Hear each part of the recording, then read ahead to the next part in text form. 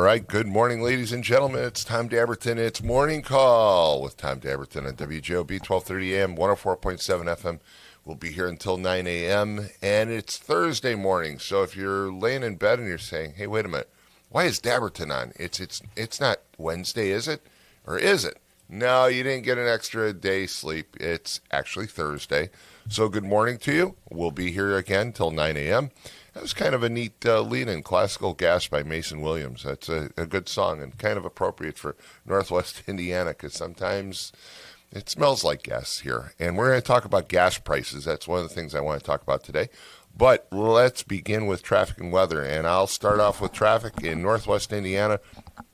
8094, the toll road, I-65, Klein Avenue, all look good.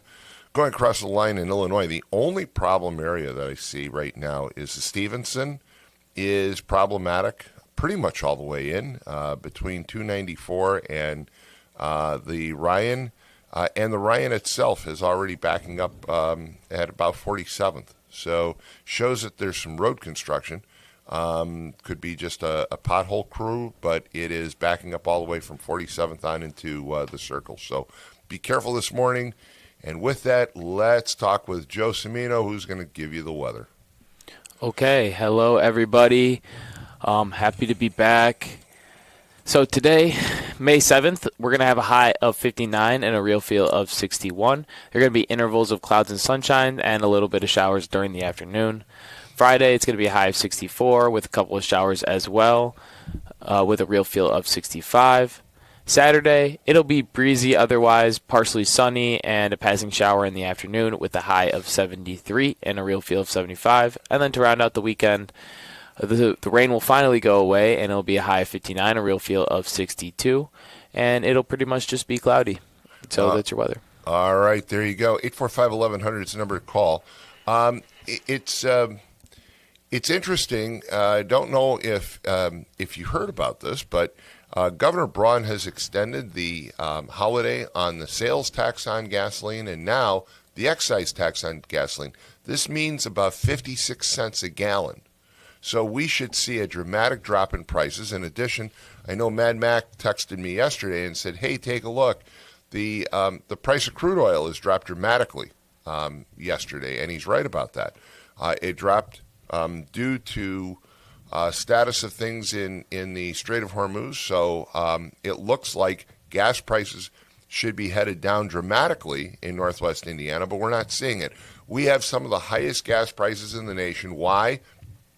Because the temporary workers over at BP 2 weeks ago had a power outage, and that spiked gas prices in the Midwest by 75 cents a gallon.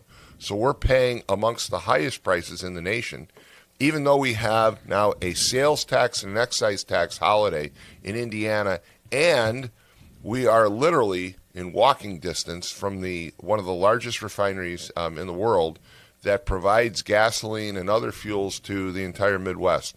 The price of oil, again, dropped dramatically yesterday. The stock market boomed because of the price of gas, the price of oil, I should say, going down. The Dow and the NASDAQ were both up dramatically.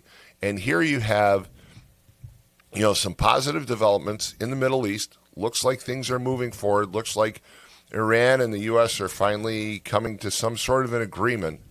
And so the price of gas should be dropping, but it isn't. Not in Northwest Indiana, not in the Chicago market.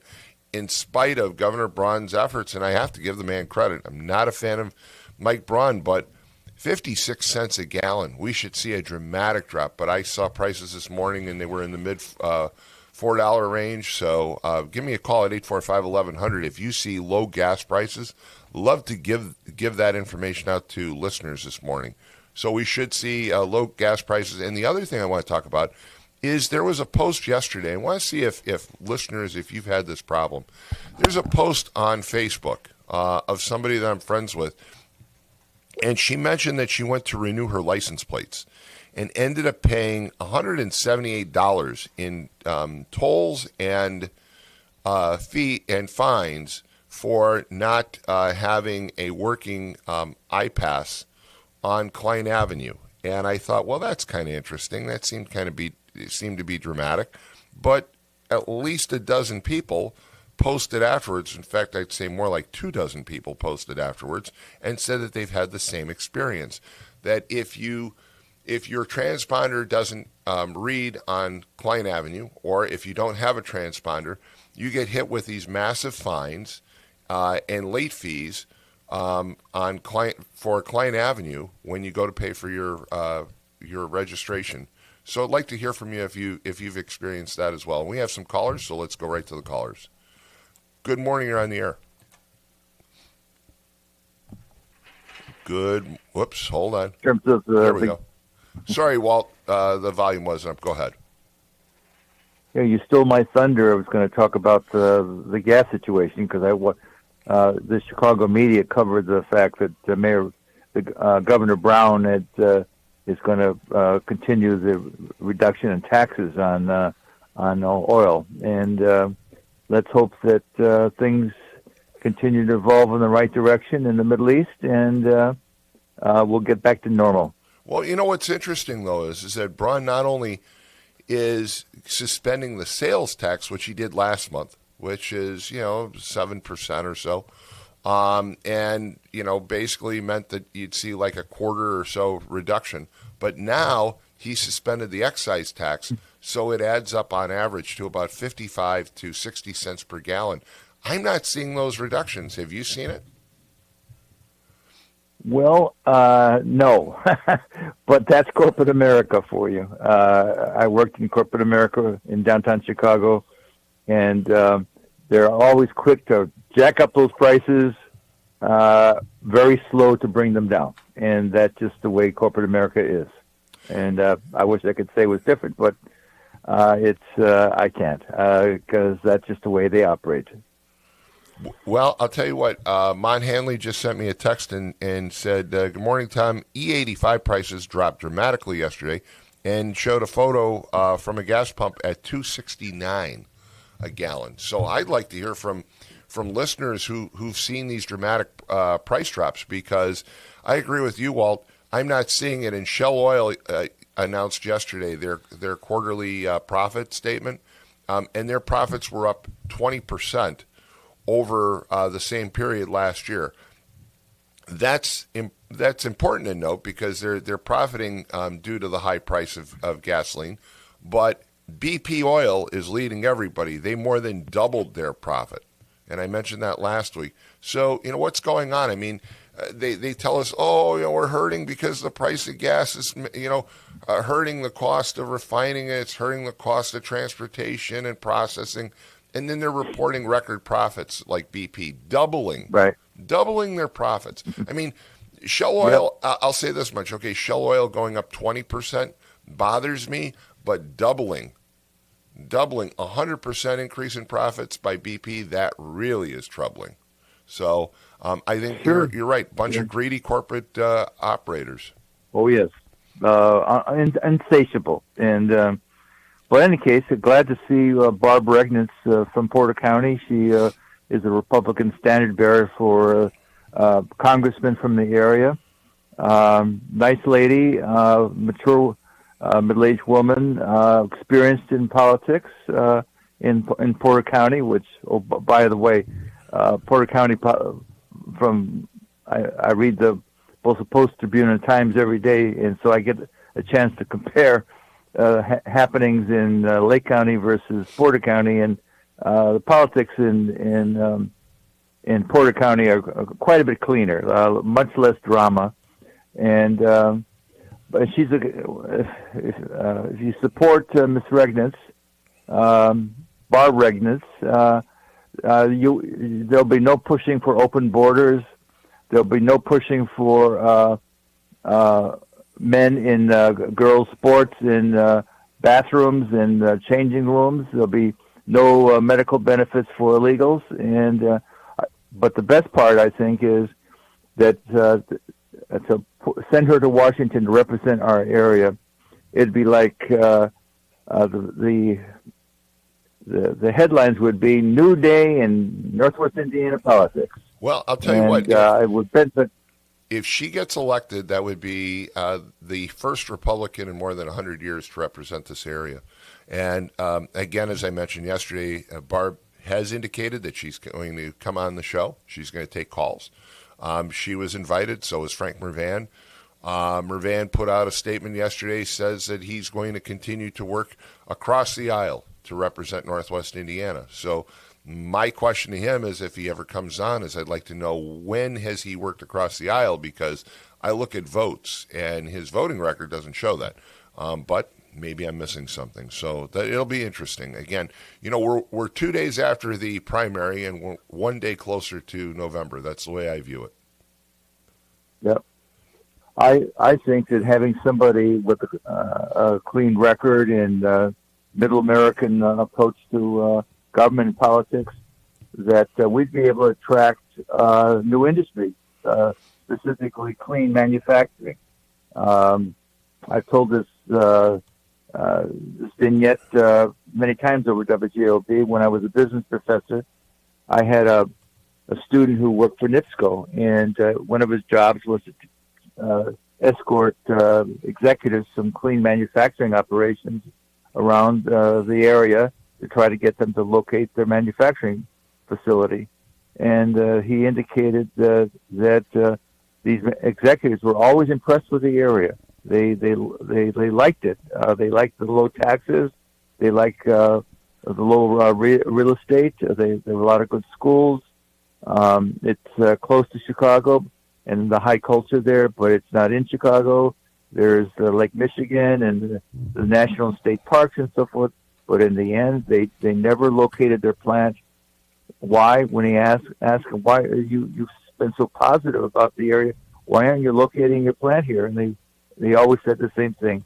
They did not want to have to deal with corrupt politicians and corrupt labor leaders. Well, and I will say that was it. When I'm down in Florida, I've gotten to know a number of city officials, including the district commissioner. They have district commissioners, not city council members. I've gotten to know the city manager, and politics is not the same as it is up here. I mean, politics is certainly a backseat issue in Florida versus here, where politics seems to be front and center. So I agree with you on that. Hey, Walt, thanks so much. We've got another call, so we've got to move on.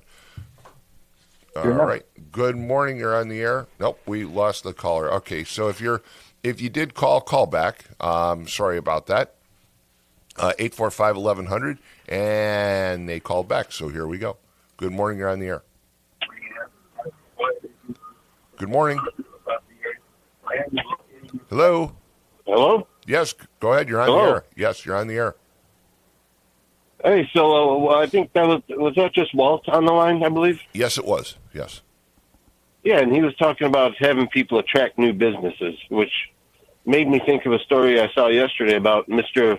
Mamdani in New York City messing with Ken Griffin. Don't you think he would have caught an example of what happens from Mr. Pritzker when you mess with Ken Griffin? No, because I think Mamdani is not smart enough to notice what goes on anywhere. He thinks he's an idealist, and he believes that he knows everything. And you're absolutely right. Don't mess with Ken Griffin. Go ahead. So, anyways, so now Mr. Griffin's probably going to take his billions and billions that he had left in New York, and he's going to take it to Miami, Florida now, and have fun making up that tax revenue, Mr. Mamdani. Yeah, I mean, look, these people are jokers. Ken Griffin pretty much emptied out of Chicago. It was a huge loss. He did drop $40 million to grab the naming rights of the Museum of Science and Industry, which I personally disagree with, only because I used to work there, and I know the story of the museum and how the Rosenwald family, who founded it, never wanted anybody to slap their name on it. But nonetheless, Griffin is not just a wealthy man. He's one of the wealthiest people in America, and he also puts a lot of money into the communities in which he is present. So Miami is heralding the arrival of Ken Griffin. I mean, there are stories almost daily about Ken Griffin, because this is a guy who literally drives down the street and says, "Hey, I don't like the way this looks. Let me give you $1 million." I mean, he is very, very generous with his money. And, he's very generous. Yes. And for him to exit New York now is just a massive, massive loss. I mean, we're talking about someone who, again, I believe he's wealthier than Michael Bloomberg. He is, certainly one of the wealthiest people in the United States and a very generous man. And the mayor of New York basically said, "Who cares?" It's kind of like when Kathy Hochul told all the New Yorkers 2 years ago, "If you don't like it, move," and they did. More than 150,000 people moved from New York to Florida. Way to go. And then, another great example, Gavin Newsom thought he was going to bully Elon Musk. Notice a trend here.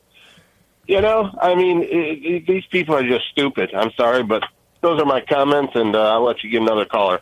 Well, I'll tell you what, they're great comments, and don't forget that when it comes to Chicago right now, the crime rate, the murder rate actually has increased by 8.3% for the month of April, and it is 39% higher than last year. So remember when the other mayoral genius in the United States, Mayor Johnson, basically said that his approach to crime was working. It's not working very well because the murder rate is up 39% for the year. I mean, that's insane. That is just insane. You looked at? Go ahead. Have you looked at some of the numbers of the commercial real estate in downtown Chicago? Buildings that in the early 2000s and 2010 and were selling for 300 and some million, and now they're selling them for 40. Yeah, well, let's talk about vacancies on Michigan Avenue. The vacancy rate on Michigan Avenue, I'm going to check it shortly, but I understand that it's going up again. I mean, they put out a huge press release a few months ago, and I read it on the air, that they had actually dropped below 25% vacancy rate on Michigan Avenue. And all of a sudden, I can't remember who's vacating Michigan Avenue, but it's now going back up. It's trending toward 30%. 30% vacancy is insane. Hey, thanks so much for the call. I appreciate it. We've got some additional callers. Thank you. Good morning. You're on the air. Good morning. Hey, good morning. How are you guys? Great. How are you? Pretty good. That was weird. I did a beep, and then it went completely blank. And so I was like, oh, that's so it might be why some people aren't sure if they're on or not. My saying that E85 was 2 something. What state is he in? 269.9. Highland. This is 269.9 now. I'm going to take a guess that this might be over in Porter County, but nonetheless, that's an amazing price. And I hope he calls in because we want other people to know as well where that's at. Because I just went past the Meyer and Highland, and it was 404 for E85. We had a Suburban. It was probably 5 or 6 years ago, and we ran E85 for about a month, tracking a mileage, and it came out to I think it was, if I remember right, it was like 80 cents. That was the marker to where if it was 80 cents cheaper, then it was worth it for the worst fire because you get worse fuel mileage with the 85. But yeah, I don't know. The wife's Explorer she has now has it. We just haven't put it in because it's never been lower than 50 cents. So it'll be interesting to see if that the game they start playing is dropping the price on that. Well, I mean, think about it for a second. Here you've got Mike Braun, the governor of Indiana, is pulling back the sales tax and the excise tax. The excise tax actually is a set fee per gallon. Sales tax is based on, of course, the price. But overall, it should bring it down by about 56 cents to 65 cents a gallon. All right. That should be a dramatic drop. But what's really bothersome is our gas prices in Northwest Indiana and the surrounding states jumped 77 cents a gallon 2 weeks ago after a power outage at BP Oil. All right, BP Oil, basically caused the huge increase in the Midwest. If you get outside the Midwest, the prices aren't nearly as high as they are here. They're about $1 cheaper. So gas prices are still up in the United States, but not like they are here, where they're hovering near $5 a gallon. They're basically about $1 less everywhere else. Well, I was just reading. I think it was last week. I was reading that there was a huge concern of just the reserve of gas alone, the supply of it. So I can't imagine that the prices will go down anytime soon until they start getting that supply back up. Which that whole the Strait of Hormuz is huge for that. Well, I have to tell you though. I have to tell you that. Hold on. I have to tell you that gas reserves in the United States actually increased over the past 3 months. So the United States, who exports oil to everybody else, we actually, the Strait of Hormuz affects the global price of oil, but it doesn't affect the supply in the United States. And the U.S. is actually sitting on an overabundance of oil, according to Gas Buddy. I just pulled it up. So we're actually we're sitting on with full storage tanks right now. I have to go back. I don't remember if that was like a podcast. I don't remember I remember it being. I can't remember I thought it was like CNN or something, but I swear that they were talking about how I think it was a couple of different states were all the way at the reserves already, and there was a couple of countries that were completely out. Oh, like the absolutely. No, you're absolutely right. Worldwide, there is a shortage because so many countries are reliant on oil from the Middle East. So you're right about that. But in the United States, this is what drives me crazy. Okay. The United States is not dependent on oil from the Middle East. We actually export oil to other countries. We have a surplus, and we also have currently, according to Gas Buddy, I just pulled it up, we are sitting on basically a full stock of gasoline and fuel oil in our tanks in the United States. So, we're getting hosed again by corporate America because these fuel companies, basically Exxon and BP and Shell and all the others, are saying, "Oh, we have to raise the price of gas because about that war with Iran and it's driving up the global market cost," and they're not pointing out that we're basically dependent on West Texas Intermediate crude. That's the price that basically really affects us. And it's gone up because there's a bigger demand. The other countries are sending their ships here now to fuel up, as well as to Venezuela. But we have a surplus, and they're not telling you the whole story because we basically are not dependent on the Middle East for our oil. Excuse me. Well, it's just like NIPSCO. There isn't nothing we can do about it. We're just going to have to pay it and eat it, and that's just the way it is, I guess, right? Anyway. I guess, but I think we need to speak up. I think we need to speak up, and I appreciate the call. Yeah, well. Okay, sorry about that, sir. Joe cut you off. Let's take a quick break. It's been a week. I got some antsy fingers. Not a problem. It's the morning call. Sorry about that, sir. Again, we'll be right back. You're listening to the Morning Call Thursday edition on WJOB 1230 AM 104.7 FM. We'll be right back. I think he was done. Need is a faceless corporation or sales-driven franchise. At Myers Companies, we've been proudly local since 1951, born and raised right here in Northwest Indiana. We're family-owned and operated, built on trust, hard work, and integrity. And because we're family, we treat you like family. Your comfort and safety always come first. For HVAC, plumbing, and electrical done right, choose Myers Companies. Local, family-owned, here for your family. For over 100 years, Roofers Local 26 has been keeping Northwest Indiana dry and safe. Since 1919, our highly trained members have built a reputation for skills, safety, and reliability. With a 4-year apprenticeship and certifications in OSHA safety, first aid, and CPR, we deliver quality you can trust. When you need roofing done right, choose Roofers Local 26, protecting what matters most for over a century. For more information, visit www.roofers26.com. Introducing Powers Health, a health system with a new name and a strong legacy of caring for families in our community. One with a tradition of advanced specialized services and a vision for the future. One with a commitment to medical excellence and compassionate care. Everything we do, everything we believe, powers health.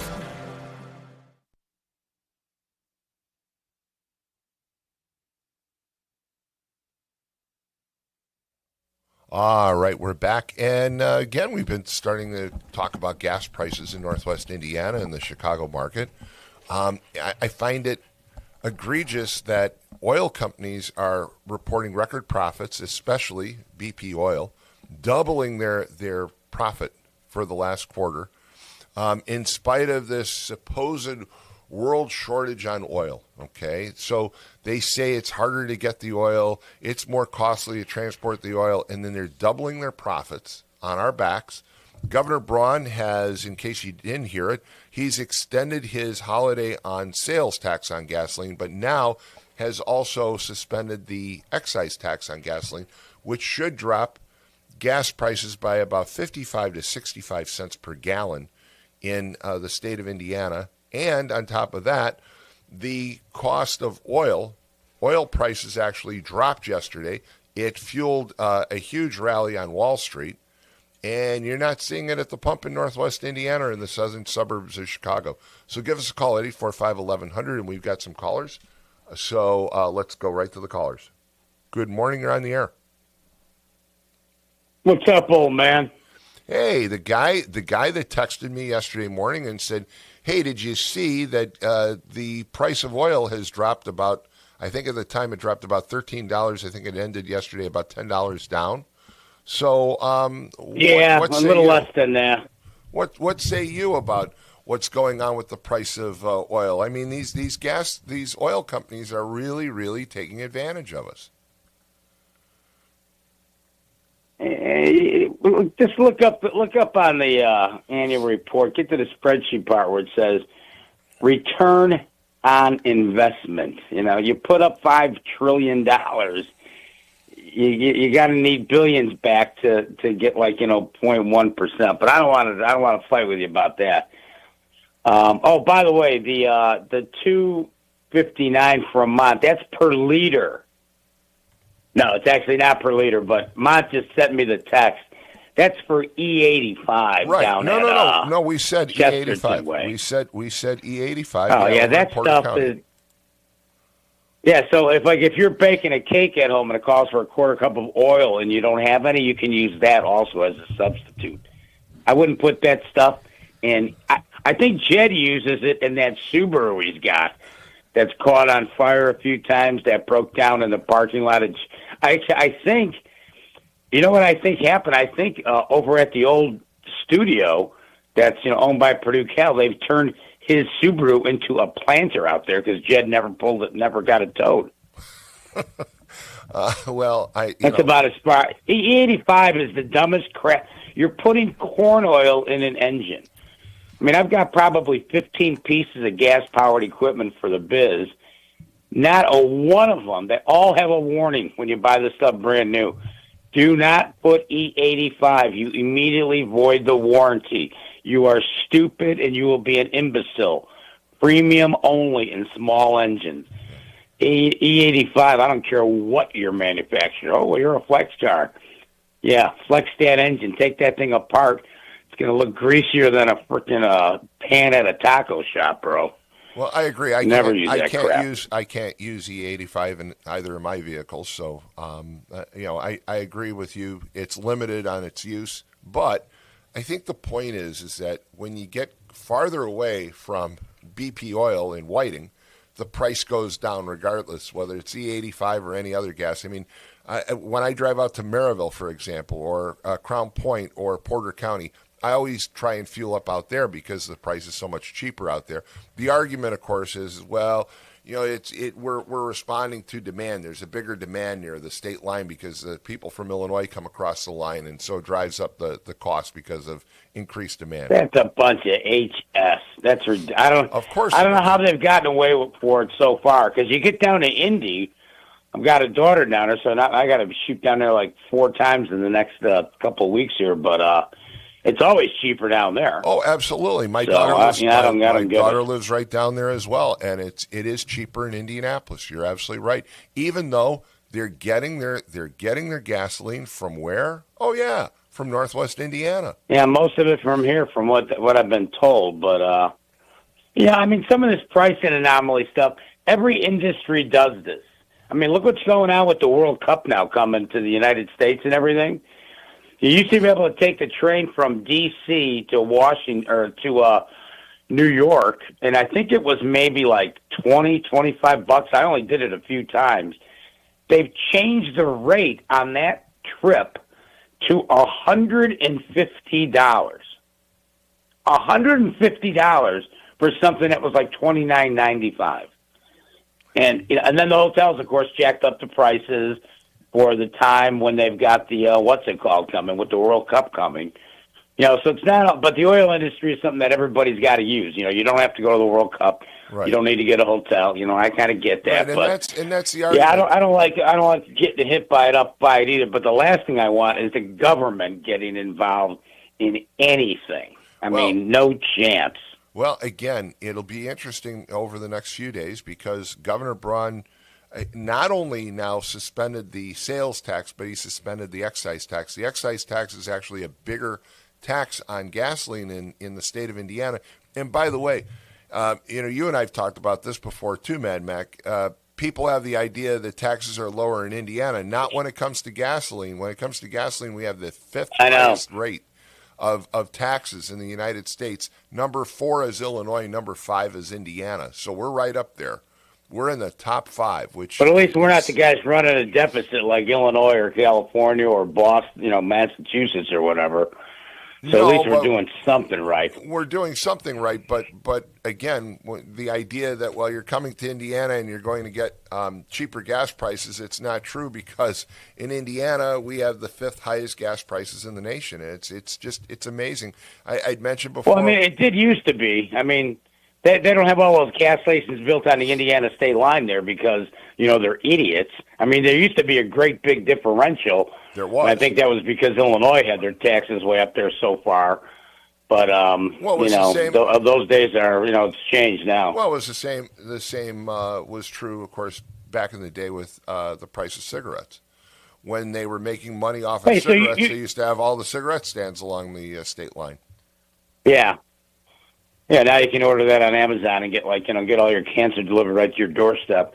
But anyway, hey, what about this? I got a question about the auditor's election yesterday. Okay. So it was against Peggy Katona and then Gina Pimental or whatever her name is. And then who was the third person in that race? So the third person was Sandra Ford. And she was a former. And is she a black lady from Gary? She's a former chief of staff for Calumet Township, I think. And she ran, but she spent like $100. She spent basically no money. And what's amazing is that she. But she's a black lady from Gary, right? She's African American. She lives in Gary. Yes. Okay, because I got to tell you that election show on Tuesday night might have been the worst piece of crap WJO's put on in the last 5 years. Here's why. Because I had to sit there and listen to Mike Ripe and that convicted felon from Coffee Creek, whatever his name is, Pastrick. They must have said 20 times on how honorable all these people were on the Democratic Party side who are running for office. Oh, they're so wonderful running. They're just servants of the state. They just want to help. And it turns out that lady was put on the ballot for one reason, to split the vote between her and Pimental, or whatever her name is, to get Katona back in. Gina Pimental. Whatever her name was. That's all it was a split. I got to tell you, that I get it. Well, if that was the case, if that was the case, then it really backfired. That was the case. Okay. It's not for speculation. That's what they do, and you know it. Well, here's the thing. What I find interesting is when you look at those numbers. So you've got Gina Pimental wins with like 35.4% of the vote, followed by Peggy Katona, who had like 33.5%, and then you've got Sandra Ford with 30.5%. The fact is that Sandra Ford was the first person on the ballot, but she drew almost as many votes. She was within 1,000 votes of the winner, which, to me, the way I read the results, you're reading it totally different. I'm reading it from the standpoint of I think it's a repudiation of incumbents and office holders as a whole in Tuesday's election. I look at it from the standpoint that people say, one, they don't like, they didn't want Peggy to win again, okay, because because of her health issues and not being in the office, and the fact that she's been in office so long, so it was kind of a repudiation of incumbents. But then I saw and the fact she's got half her family on the payroll getting benefits for the last 80 years. Then I saw the vote with Gina, and I began to wonder, wait a minute, she's an existing office holder. She's jumping from one seat to another. Is this a repudiation of that practice? Which, again, you and I have talked about it before. There are a lot of us, and you're one of the leading voices, I think, on the radio about these people who just jump from one chair to the next at the county. So I thought that the result actually made a strong case for what you've claimed for a number of years on the radio, which is that people are tired of all these individuals who just jump from one position to another. I mean, Katona and Patelis have switched positions now how many times between treasurer and auditor, because it says that you can't hold more than 2 consecutive terms in that position. So Patelis and Katona simply trade jobs every 8 years. And I thought that maybe it's a repudiation of that practice. Do you know Patelis has a picture of him and Abraham Lincoln at Abraham Lincoln's inauguration, autographed on his desk at work when he shows up once a week? Well, my problem with John Patelis is this, is John Patelis is the Lake County treasurer. He's supposed to be one of the checks and balances against the Lake County Council. But his brother-in-law is a Lake County councilman. So who's overseeing who? I mean, that is a legitimate question that's never been answered. It's a legitimate question. Yeah, you guys got to revamp that Tuesday night show and get a conservative on there, or at least not someone who's going to lie through their teeth all night to us. Because I got to tell you, I couldn't stomach it anymore. It was just atrocious. I think. But one more thing.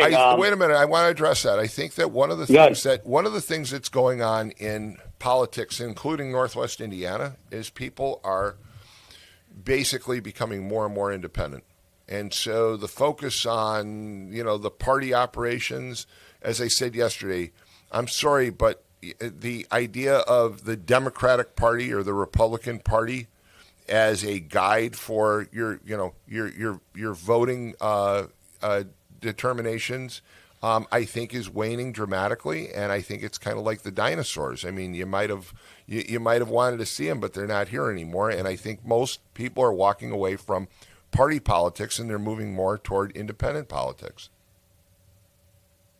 Well, I think some of them say that, particularly those on the left, so they don't have to get labeled as being involved with the absolute sheer corruption. And listen, don't sit there and tell me that you've got a bunch of great, wonderful, people who are just dedicated to serving the people. At the same time, when it comes time to register or file to run for an election, and you got to be down in Indianapolis at 12 o'clock, and you got 3 gigantic fat people in a car racing down to Indy at the last second while one person withdraws, and then these 3 knuckleheads all of a sudden jump on the ballot at the last second. Just a quick point. You're lying. All right, but wait a minute. Just a quick point.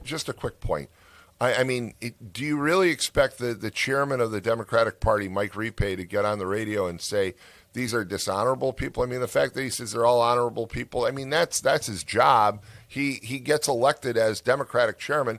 The same as if you have the Republican chair is on here. I mean, Andy Quinnell's a friend of mine. He's an official with the Republican Party. He's not going to say, well, we have some honorable people and we have some real, losers. I mean, they're always going to say that they have great party candidates. So I get that. I mean, I'm not going to be the apologist for Mike Repay, but I think he's got to say it. Don't act like these guys put their houses up for sale and take the proceeds and feed the poor, okay? All right. You said you had one last point. What is it? Go ahead. Well, your local boy Dan Darnell made the New York Times only by statistics. They said the Trump wipeout in Indiana was so great, one of the candidates lost by just over 50%. And I go, Oh, I think I know that guy. He's a former District 1 rep. I mean, Trump, man, he came out, he won 5 out of 7, and one of them still up in the air. And I hope to God it brings a great revival for the Trump supporters coming to midterms. Well, they also did in Rick Niemeyer, although I think Niemeyer may have done it himself. I don't think Niemeyer is not.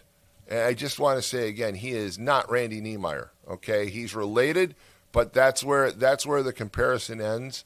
And Rick Niemeyer, lost by 13% of the vote. So he should have changed his name to Brown. He should have been going down the ballot as Mike Brown. There you go. Hey, thanks, Mad Mac. 845-1100. Later. Can we turn down the volume in the headset just a little bit, and then we'll take the next call. Just a little bit. Thank you so much. All right. 845-1100 is the number to call. We've got more callers. Good morning. You're on the air. Good morning, Tom. Good morning. How are you? Good. And I have this experience. Do you know what it means to come up through the ranks? Yeah, sure I do. Well, back in 80, sorry about, let me cough. No. Wait a minute. That cough brought to you by MX. Go ahead. And that's the Coke plant. Now, coming up through the ranks means I have this experience at Inland as a Boilermaker. So there was a lot of guys that worked really, really hard to become foreman, become a leader. And they pulled guys from the outside union. They pulled guys from the ironworkers, and they pulled guys from the Boilermakers to be our boss. It didn't work out well. Now, right here, we have, you know where I'm going with this, don't you? I have an idea, but I'm going to let you finish it. Go ahead. And I congratulate Jerry Williams, but he's an outsider. Okay? Mm-hmm. And he isn't because remember, he started his career as a correctional officer at Lake County Jail. But he didn't serve his full time. Well, he didn't serve. Okay. He wasn't a career police officer with Lake County. I mean, he went to the state police and that's what I'm saying. He didn't walk the beat. Right. Okay. He didn't walk the beat. I had just mentioned this and you forgot it. That's why I'm older than you. And it's no different than if Mayor Tom, you had 3 good police chiefs. You had Brian Miller, you had Doty, and Andrew Short. Now, if McDermott pulled somebody out of the air and got a police chief from Wisconsin, you just smacked all the cops that wanted that promotion. Now, if you look at history and you look at what Daley did, he grabbed Jody Weiss. It didn't work good. So what I'm saying here, Bunchich, he did a good job. I know he got caught up with something that, $15,000, okay, big deal, right? That ain't even the price of a dirt bike. And you got Oscar that had these big busts. Will these beat cops be happy or will they not? And I'm telling you from experience, in the end, they had to get rid of all those bosses. And they were good. I worked for them. I liked them. But the people that worked really hard to get the promotion didn't get it. So now we got Jerry Williams. But wait and a minute. He doesn't know. Wait a minute. Wait. I don't think I understand your point this morning on this one, MX. I mean, are you saying that there should be a requirement that the sheriff has to be someone who had been from the rank and file of the sheriff's police department? Is that what you're saying? I'm not saying that. Saying that because there isn't any. I'm just saying maybe some people that have worked along with Oscar, and Oscar's pick, I think, was Steve Flores. Right. No, I'm not saying I want Steve Flores. But, I mean, I'm not Flores, saying I want Flores was a police officer. He's the police chief in St. John, and Jason Gore was a former federal agent. So None of those people. I mean, the only ones that were actually from the department were Jenkins and Trikovich. So I'm not sure where they're coming from. This ain't going to work. We have David Crane. Now, he come through the ranks, and he's worked with Oscar.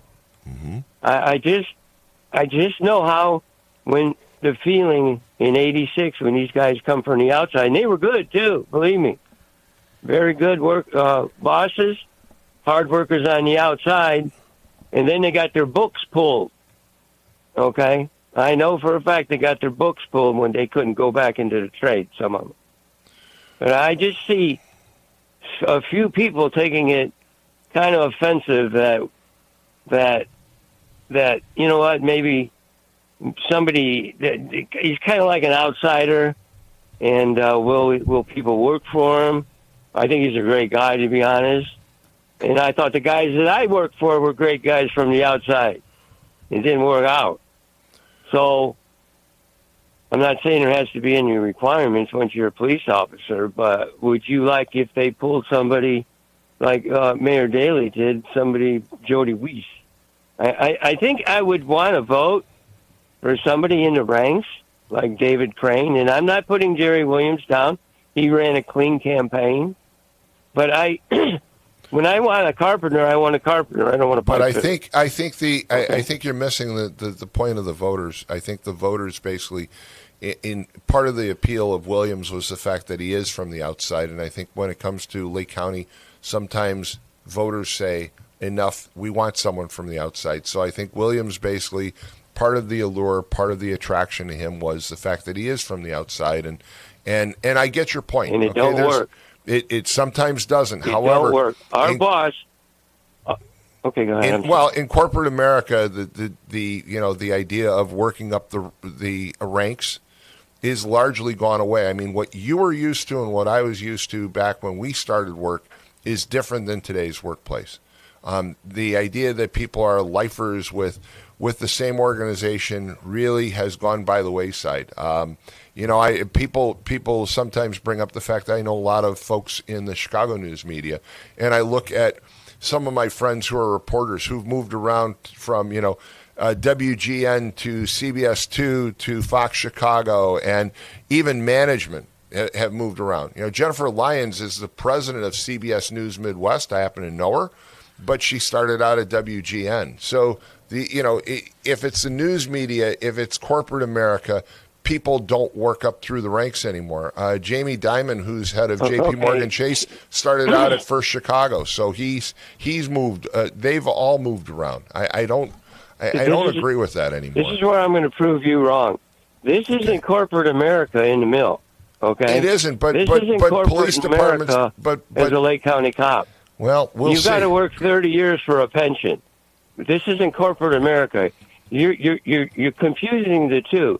You're talking about being a lifer at the mill and working your butt off and think you're going to get the promotion next, and you don't get it. Well, I understand what you're saying, but all I can tell you is that times have changed, and that Mad Mac had a good point about all these votes. For that. I don't know who he's talking about. Sandra Ford. But yeah, so. You're confusing corporate America with grunts. In a union environment that you have to work 30 years, the 14 of them, you busted your butt. And then you think you're going to be the next in line? Well, now, as you know, Oscar is probably, what would you call it, groomed a lot of good Lake County police officers because he had a lot of big busts. And he didn't get them big busts unless he had help from the ranks. And that in the ranks, they got to work 30 years. Mm-hmm. So I'm not seeing it, Tom. Well, I want to be convinced. I get the point about the fact that Jerry Williams is an outsider, but I think part of the appeal of Jerry Williams was that he was an outsider as well. Kuziak, a carpetbagger, what Kuziak calls it. Now we're going to get to brass tacks here now, because Kuziak called Jennifer Ruth Green a carpetbagger. Mm-hmm. So and you supported her. What? So she was, but she wasn't from the area. Yeah, okay. But don't shoot the messenger. I'm just bringing up all the points because people talk themselves into a corner. But I know she's a carpetbagger, okay? Now, Barb Riglitz ain't a carpetbagger, but I'm bringing up all has these been around points. as long as anybody. Now, would Brent Brazier and Kuziak step up and call Jerry Williams a carpetbagger? All I tell you, I have the experience from knowing when you grab an outsider, it don't work. It didn't work in Chicago. And this isn't corporate America. You're confusing your radio stations.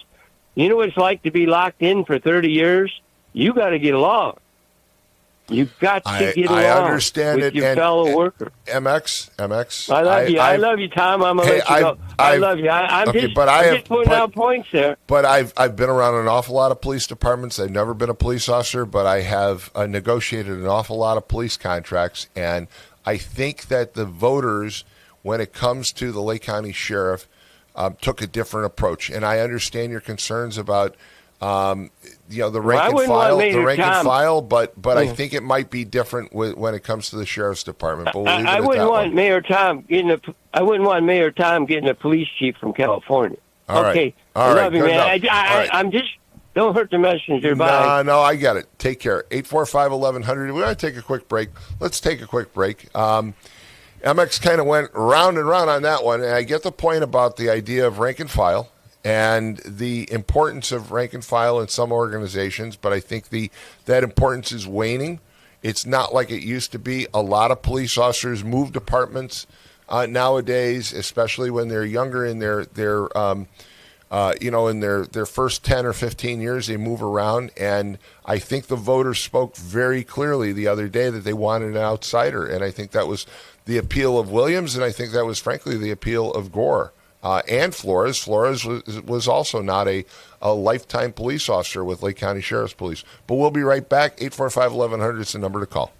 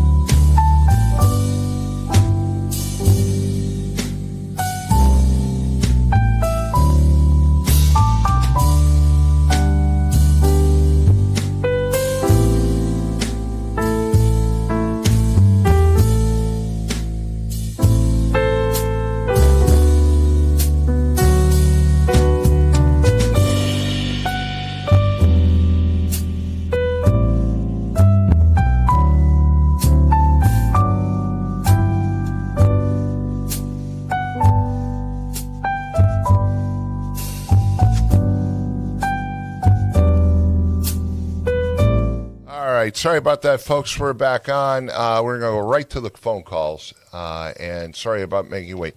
845-1100, good morning. You're on the air. Good morning, Tom, and good morning, Joe. I wanted to ask Joe, did you make that selection for classical gas this morning?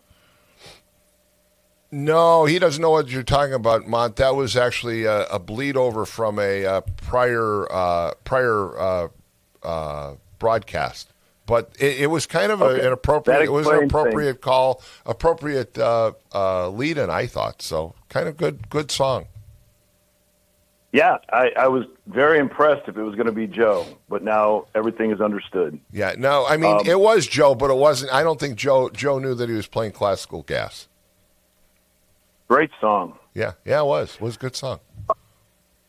I remember seeing that live in its debut on the Smothers Brothers show. Do you remember? Did you ever watch that show? I remember the Smothers Brothers. I used to enjoy that show so much. My mother was a little He was concerned a comedy about the writer. political humor. Mason Williams was a comedy writer on that show, and they let him perform that debut that song on their show. It was amazing. You know, it was a great piece. It was used, if you remember, back in the 70s and 80s for the kind of the background for a lot of different documentaries too, and it just had the perfect beat to it for use with documentaries and kind of preceding the things that we have today. But it was actually a good piece. Anyway. Yeah, so I called in to defend my use of E85 from Mad Max, like vicious takedown of ethanol. Well, Mad Mac knows everything there is to know about everything. So he's gonna. Yeah. He's correct. I have a vehicle that uses premium gasoline, and guess what that's doing right now? It's sitting in my driveway, not being driven. But my F-150 that is a flex fuel truck, and I had a previous F-150 that was a flex fuel as well. You can always find E85 pretty cheap, even now when the premium's $5 a gallon. So, when there's only 21 million drivers in the United States that use ethanol, and it's being produced locally by, bio refineries, it's generally going to be cheaper. Like, I think someone called earlier, like 80 cents cheaper is like the where it's at. I think it's $1.40 cheaper now, and I'm glad I chose that vehicle now. So I don't know what he's talking about. Yeah, and I wouldn't use it in my mower, but for driving around, hell yeah, I'll use it all day long. Well, the one caller though did point out there is a difference in fuel efficiency between E85 and regular gasoline. There's a difference, right? And I will put in a regular tank of gas every 3 or 4 tanks, so to like burn off all that grease that Mad Mac was concerned about. Because it does gum up. It does gum up, as I understand it, the fuel injectors a little bit. So it's. I haven't had a problem. My last vehicle had 140,000 miles when I sold it. This one's got nearly 100,000 on it now, so I have no issues with it at all. But hey, I did send you another link to something. By the way, that E85 was at Family Express on 6 and 149, and the week before, the reason I took the picture is because at the Speedway at 49 and the toll road in Chesterton, it was like $4.40 a gallon. So that's why I took the picture of 269, thinking, wow, prices are coming down. But maybe it's just that particular station that's got a glut on E85 or something. I don't know. Could be. But you sent another text that I know you want to talk about as well. Well, it was kind of in reference to what Amex was talking about jobs and people staying 30 years at an employer. Senator Josh Hawley, this is actually from last fall that I sent it to you, but seems appropriate today. He made the comment that 50% of all entry-level jobs currently in the economy, that this is like the jobs that all the PNW graduates are going to go for after they graduate.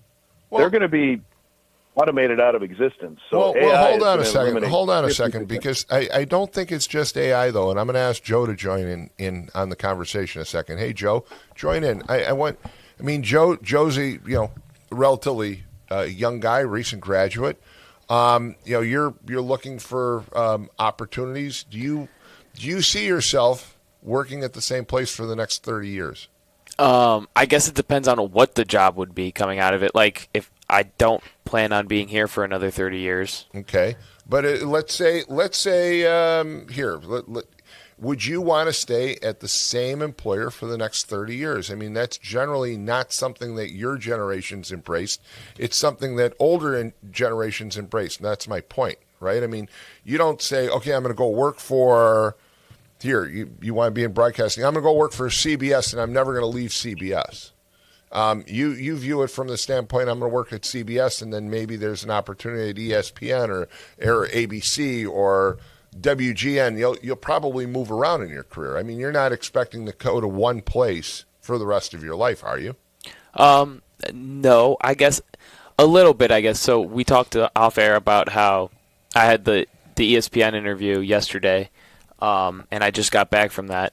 So if that were the case, like if I were to end up somehow pulling ESPN right out of college, then yes, I would want to stay at ESPN for the rest of my life. But prove me wrong. I wouldn't say that if a better opportunity didn't come along, that I wouldn't consider it, regardless of so where I again, am. you'd be willing to jump from one spot to another. Okay, Yeah. and I think that's pretty typical of most graduates these days, isn't it? Well, let me just say, congratulations, Joe. That's amazing. I hope you get a good positive call. Thank you. We'll find out in about a week, and I'll make sure to keep everyone updated. And that means you're going to have to quit WJLB. Maybe. I mean, yes, but maybe I'll stick around and continue to do sports updates or something, help out the station when I can. No, you won't. You're going to jump off the ESPN in Connecticut and be gone forever. But Maybe. Good for you, man. Good for you.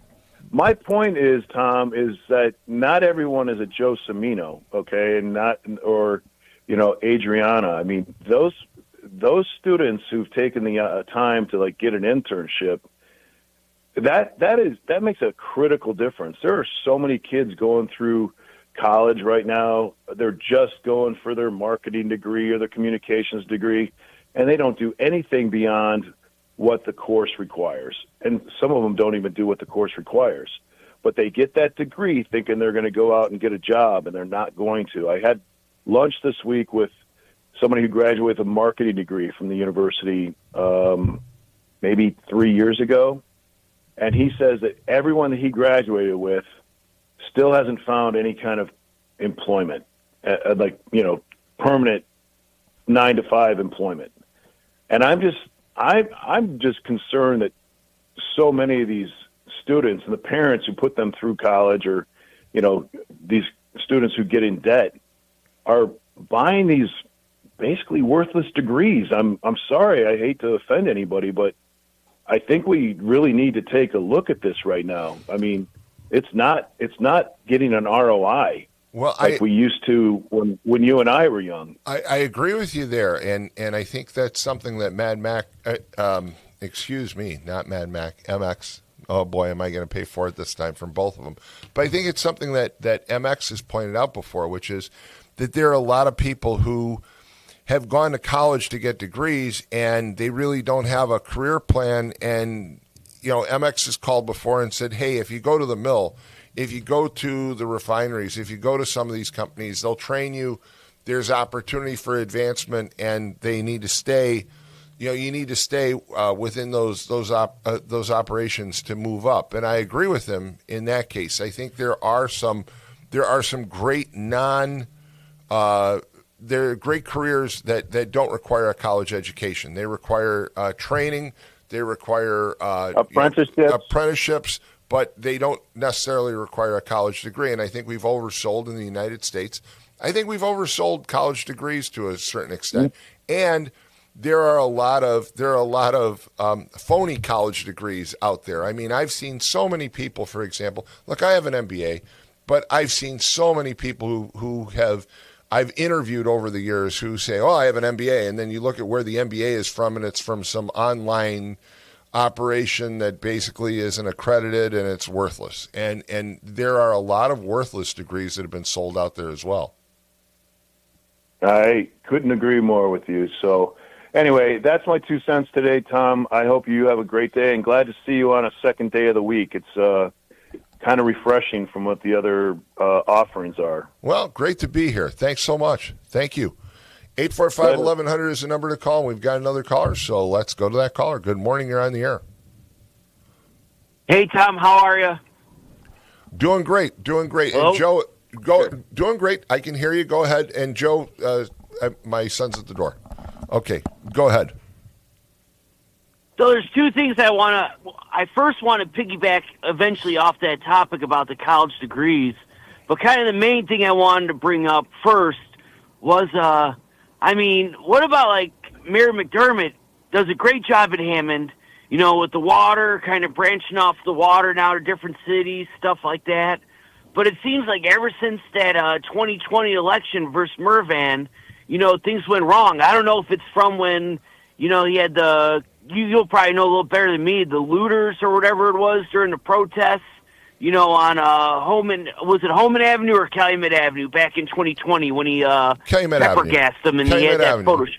And, where it's like, you could definitely probably the right thing, protecting businesses, protecting, people from coming over the Illinois border, but it seemed like at the time that tough decision was kind of career suicide or whatever for elections. I don't think so. When you badmouth Griffith. No, I disagree with you. I don't think I think most people forgot about that. I think most people actually applauded him for trying to protect his community at the time. I don't think that issue has haunted Tom McDermott's career at all. No.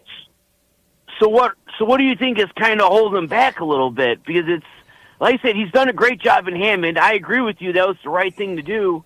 But it just seems like he just can't win in any other area. Well, he's only run for one other position, and that was Congress. So he only ran for one other position. I mean, Tom McDermott is still extremely popular in Hammond. He ran for one position that was for Congress.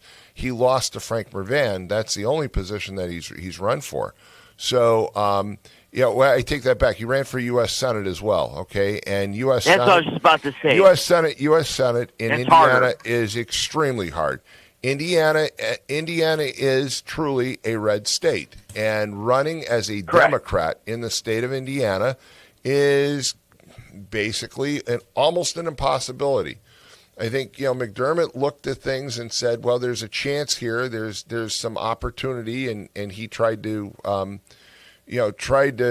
for U.S. Senate. But running for U.S. Senate as a Democrat in Indiana is extremely, extremely difficult. So I think the big problem for Tom McDermott is what? Go ahead.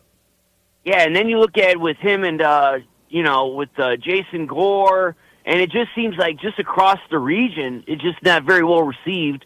And like you said, he does a great job in Hammond, but it's like, would he be able to apply for, what do you think would be a good office for him to run for where he could probably be the best fit?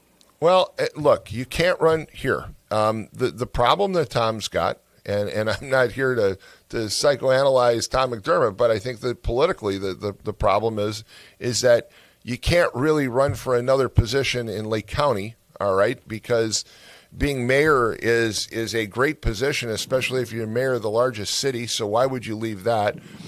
He ran for Congress. He didn't win. That was against Mervan. And then he ran against Young for U.S. Senate, and running for a statewide office in Indiana as a Democrat is extremely difficult. So there's really there's no other elected office for Tom to run for. Running for governor in Indiana, not as a Democrat, may as well not waste your time, and I think Tom said that before. So, again, I guess you'd have to ask Tom McDermott that question, but I don't really see that he has too many other offices, and as I said yesterday, Tom is extremely popular, but popularity doesn't always transfer to other individuals. So he was supporting Jason Gore. He was helping Jason Gore with his campaign, but ultimately the voter isn't going to vote because Tom McDermott is supporting you or Tom Dabertin supporting you, they're going to vote for you. And that came down. That was what the election came down to. So just like Oscar Martinez was supporting Flores, okay, the voters finally said, no, we want somebody. And I think they made it loud and clear. We want somebody who's really not, being pushed by anyone, even though, you could argue that Jerry Williams had Roy Dominguez behind him, but Roy was more in the background, not at the forefront. And I think the voters spoke and they made the decision. But I don't think this was this was some sort of referendum on Tom McDermott the other day. I think it was more of McDermott supported Gore. Gore didn't get elected. And again, popularity doesn't always transfer. I think that's really the issue. Yeah, and then the other thing I wanted to bring up as well, I agree with that last point about the college degrees. I think the age of technology, has really impacted, some of these degrees, whereas before, someone with a degree in philosophy would think they had, I have a degree, I have all these possible opens. But then once you research them, you kind of realize, well, okay, I could work in the mill and make 10 times more, this philosophy degree, there's not as much turnaround, Look, if you're getting a degree for enlightenment and for just better knowledge and better understanding of things around you, I think is great. But if you're going to get a degree simply for advancement, then you really have to look at what opportunities exist within that field. And I think a lot of students are getting degrees that don't necessarily transfer into a career opportunity, and you're right about that. And I also have to point out that there is a glut of these little private colleges and little private operations, and I'm not picking on the private colleges in this area. I'm talking about these little online operations that aren't accredited and don't really give you the resources and the wherewithal. I'm sorry, but nobody's going to value a Purdue Global MBA the way they're going to value a Purdue MBA. There's a huge difference. Oh, absolutely. I think there's unfortunately, it's being sold to a lot of people. I think Purdue Global, for example, was selling the idea that, and Purdue Global is Purdue in name only. I think Purdue Global was even selling the idea of an online law school. And my son is here. He's going to join us during the next commercial break. My son will tell you that there's a huge difference between an online degree in law and your chances of practicing law versus going to law school, which is what he did. So, there's always some good salesmen out there. There's good salespeople that promote these things, great marketing, make it sound great. But sometimes if it sounds too good to be true, it's because it's just not true. And that's my take on some of these online schools and some of these operations that are out there that tell you can get your 4-year degree in 16 months. Okay, well, how do you do that? All right, how do you get your degree in 16 months at your own pace, online, and you claim that you're going to get the same experience? I don't think so. I mean, part of the experience of college is to have those interactions with students and have those arguments and have those debates and state your case and hold your position. And that's not occurring in some of these programs that are out there. And I'm sorry, I wish people the very best when they get them, but for a career opportunity, it's not going to get you there. And I just really would caution people not to buy them. It's cheap for a reason. These degrees, these programs are cheap for a reason. You know what I mean? They are. Because they're not accredited. They don't have to. And a lot of people just get, the idea of, I could get this, piece of paper that does this, and they really don't look at, and all the flexibility. They just don't look at, well, why is that piece of paper so cheap? It's like, when you buy a furnace or a washing machine. You know what I mean? Right. You get cheaper ones, dirt cheap, but, is it going to last? Is it going to help you in the long run? But, no, thank you. I'll let you go because I know you got your son in the studio. Just start working on Mad Max for the holiday show again. All right, will do. Thanks so much. Let's take a quick break. You're listening to The Morning Call, second day edition on Thursday. And we'll be right back after these commercial messages. And joining me live in the studio will be my son, Tom Dabertin, who's also a practicing attorney. So we'll be right back.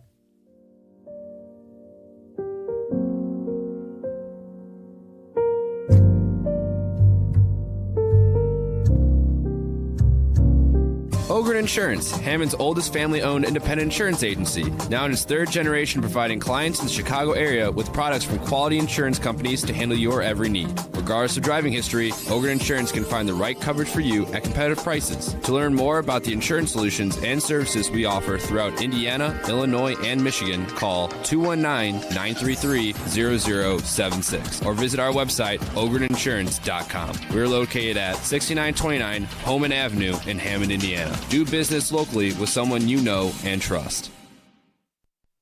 Summer's coming, and Deep River Water Park is taking applications for all positions. We have jobs both inside and out for all ages that offer great benefits. Free admission on your day off for you and a friend. Free uniforms, paid training, make new friends, flexible scheduling, and more. To apply, just go to deepriverwaterpark.com and you're on your way to a summer of rewarding fun. Deep River Water Park. It's simply splash-tastic. From the gas in your car to the heat in your home and the roads that you drive on, our work powers daily life. We are USW Local 71, the proud men and women of the Whiting Refinery. We're not just refinery workers. We're your friends and neighbors, raising our families here, shopping in the same stores, and cheering in the same stands. USW Local 71, powering the region because we are the region.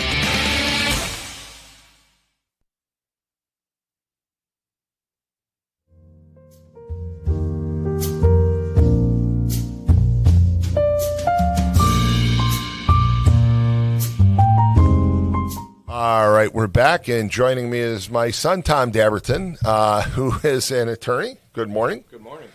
Great to have you here, but let's do traffic and weather. We've got plenty of callers, so hold on one second, people. Let me do traffic. Traffic in Northwest Indiana looking great. 8094 I-65 Toll Road, Klein Avenue is in great shape. Go across the line. Bishop Ford starts backing up somewhere around 106th. It opens up again, and then the Ryan starts backing up as a solid backup from 47 North. 294 going around the city's in pretty good shape. A little backup near O'Hare. The Kennedy Expressway is a parking lot. It may as well be Kennedy Avenue because you're going to move faster on Kennedy Avenue than the Kennedy Expressway this morning.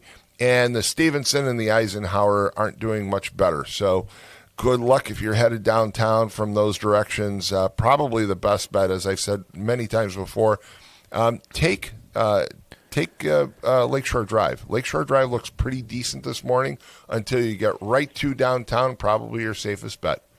With that, Joe, you want to do weather, and then we'll go back to the calls. Yep, I'll make it real quick. So today, Thursday, May 7th, it's going to be a high of 59 and a low of 43. We're going to have some interval of clouds and some sunshine with a shower in the afternoon. Friday is going to be much of the same, a couple of showers, a high of 64 and a real feel of 65. Saturday, the temperature will go up, but the rain will not go away. We'll have some passing showers in the afternoon with a high of 73 and a real feel of 75. And then Sunday, we'll have a shower in the morning. Otherwise, it'll just be cloudy and cool as the temperature drops to a high of 59 and a real feel of 62. So that's your weather for the week. All right, and if you can drop, I saw I'm kind of distracted. And we'll go over to the calls because we have full phone lines. So let's take your calls 845-1100 and good morning. You're on the air. Yeah, this is an article out of USA Today dated April 27th. Headline: Working can help graduates stand out. Work experience can often predict whether a college graduate lands a job out of school, the survey showed. Working during college more than doubles graduate odds of landing a job, 81% versus 40%. ZipRecruiter found after surveying between January 30th and March 16th students who had graduated last year and 1,500 who will graduate this year. Then the article goes on and asks the question, does the type of degree matter? The type of degree you achieve can also matter when looking for a job. Liberal arts majors are likely to be the most disappointed with their job prospects, ZipRecruiter said. Many of them wish they had pursued more scientific or quantitative fields. Almost 17% of English, literature, or journalism majors waited 6 months or more before landing a job, the survey showed. These graduates also accepted, on average, 30% less in pay than they had expected. In contrast, nearly a third of nursing grads had secured a job before receiving their diploma. They also landed the highest median pay of $70,000 and said their earnings were 16.7% more than what they had anticipated. So working while you go to school? Mm-hmm. Yeah, no, it's a great idea. That certainly adds some value. But I want to get Tom to jump in here. Go ahead. Yeah, no, that makes total sense. That work experiences. If you're going to hire someone, you want to see that they were working continuously. As far as I think everybody has been saying for a long time now that you can't just go to college and expect to get a good job. You have to have your degree has to be a stepping stone to something else, Mm-hmm. So I always say STEM plus med, science, technology, engineering, mathematics, plus, the medical fields. And there's a few, business majors, finance, accounting that are worth getting as well. But, if you don't have those internships by your sophomore, junior year, you're really, really setting yourself back for post-graduation experience. One of the classic events on WJOB was Dietlo's daughter and her friend when they had just graduated with degrees in communications. And Dietlo knew that I was very much down on those kind of degrees in terms of the job prospects and so forth. So he raised the question, and the ladies started crying. And in any case, fast forward like 2 or 3 years, and here was Dietlo's daughter now. And basically, she discovered that her communications degree did not provide many good job prospects, and she had decided to go to a nursing program for those who already had degrees. And when he introduced her, I congratulated her, and I said, "Congratulations on getting a degree on something that's really worthwhile and can make an income." She just went berserk. She just went off on me like crazy. But that's how young people are. They don't like to be told. All right, facts. Walt, thanks so much. Thanks again for the call. Let's move on. We've got other callers. Good morning. You're on the air. Good morning. Good morning, Tom, and congratulations. Good morning, Tom, and congratulations to little Tom. I think it's amazing. I remember that guy when he was just a little kid walking around, and this is Safety Steve Stanek, who was a Hammond fireman. Used to live down by near Clark Field. Right down the street. Yeah, right down the street from you guys. But yes, congratulations. Thank And Tom, you brought up a great point. And I think this is so important, Tom. There used to be a school in Hammond that did great things for kids that were maybe not going to college. That was the Hammond Technical Vocational School. You look at a lot of kids that graduated from that went on to be very successful. Milne Pipe Supply, a lot of those small businesses like that, Kish and Rauer Plumbing, those were excellent choices for kids to go trade school. And unfortunately, they closed the school down. And I tell you what, it taught kids a little bit about everything about the trades, and it also gave jobs out there the opportunity to have a bunch of kids come and do work for them while they were in school, and then later land a job with them at a good pay with great benefits. Well, so I think that it'd be nice to see something like that happen again, but will it? Well, again, you're talking about the old Hammond Tech, and you're right. I mean, a lot of the graduates also went into the mill. They went to work for the refineries.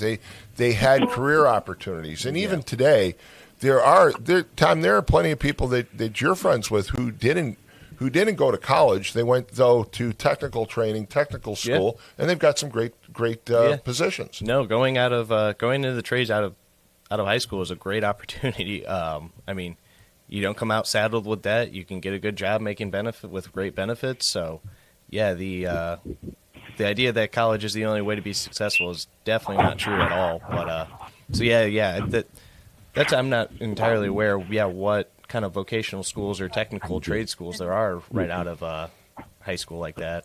Well, I think that's part of the problem. I mean, Ivy Tech serves, right, Steve? Ivy Tech serves, I think, is the kind of the technical training for Northwest Indiana these days. But back, when Steve and I were in school, you had Hammond Technical High School, Hammond Tech, and it really provided opportunities for those that wanted to go into the trades or go into a technical field.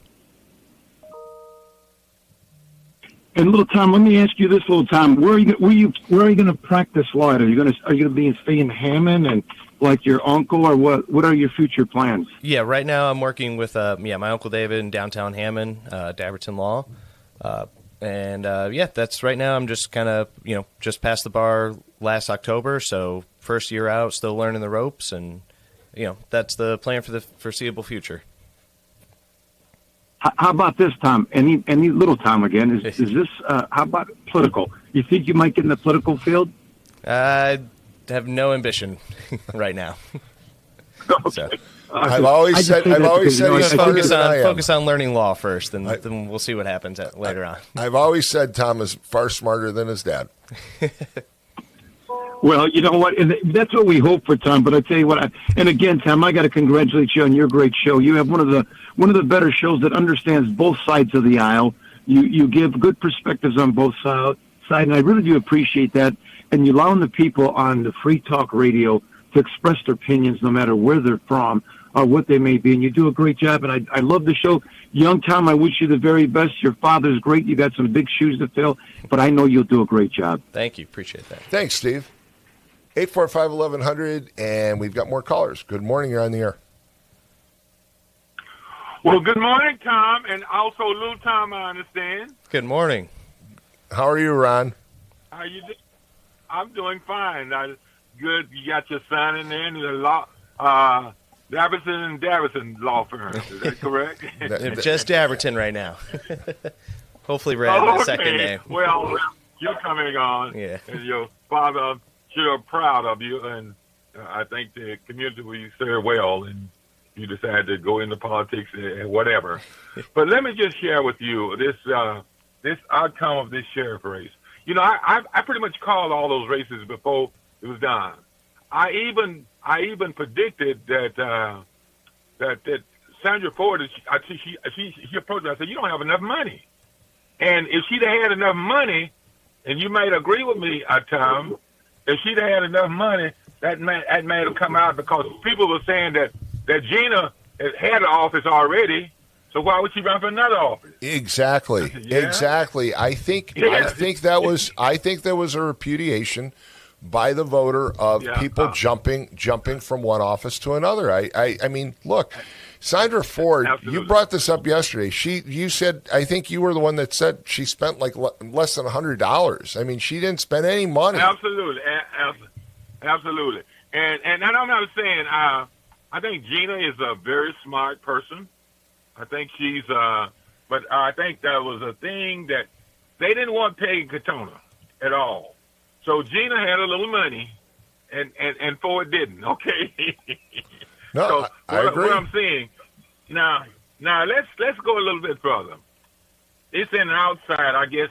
Williams, I campaigned with Williams all across the county. I really did. I was with him, 100%, all across the county. Williams, I was there, and what I see, he wasn't running as a black candidate. I can tell you that right now, because I was out in. And I must say to those people out there who often use the term "don't look like me," meaning white, okay, they embraced that man. He was considered, kind of, he was not a part of the corruption in Lake County, like John Bonsis and all those people and he really went out there, went to churches and everything, And I said to them, and I went to Griffith in case of Mad Mac. No, we went to a pizza place there on Main Street there in Griffith. And I say, man, what are these people coming from, man? 80% was white people in there. And they were like, I'm tired of this mess. This man is clean. He managed a $400 million thing. They trusted him. The superintendent of the state troopers, they endorsed him in television. So I knew right now this man would be, and I could tell you right now, he said he don't owe it to anybody because he didn't take certain money. He believed that, and I don't know if that's the case because usually when a person runs for office, if they're in need of money, but apparently he had money to help him win that office. And I think people will be proud. If it wasn't him, I told Steve Flores, Steve, I think Steve is a decent individual. I like him a lot, but I told him, and he called me, Tom. He called me the voice of the region when he see me. Oh, you're on the voice of the region. Well, I'll tell you what. You're right about Jerry Williams. Jerry Williams was not a quote unquote black candidate by any means. Okay, because you also had Ed Jenkins for one. You had Ed Jenkins in there as well. Okay, and Jenkins did pretty well. Yeah. So. I think the real appeal of Jerry Williams was that he was an outsider, and the voters made the decision that they wanted an outsider. I think that was the argument that was being made about Jason Gore, that he was also an outsider. And I think most voters, if you add the numbers between Williams and Gore, the majority of voters said, yeah, we want somebody from the outside. So I think that was very apparent, and I agree with you. And by the way, if you look at where Williams drew his votes, he drew his votes from Cedar Lake and from Hammond, and he drew votes from Munster. He drew all over the county. Absolutely. And I was proud of him for that. I said, I don't want you to be, I knew you were qualified, but as a black candidate, it's not going to get it. Okay? Yep. It's not going to get it. You're going to have to do it, Rep. And he stood out. I said, I will not, Ron Matlock is not supporting you because in some outlying areas, they might not like that. I appreciate. I just keep my mouth shut. Ron, appreciate the comments.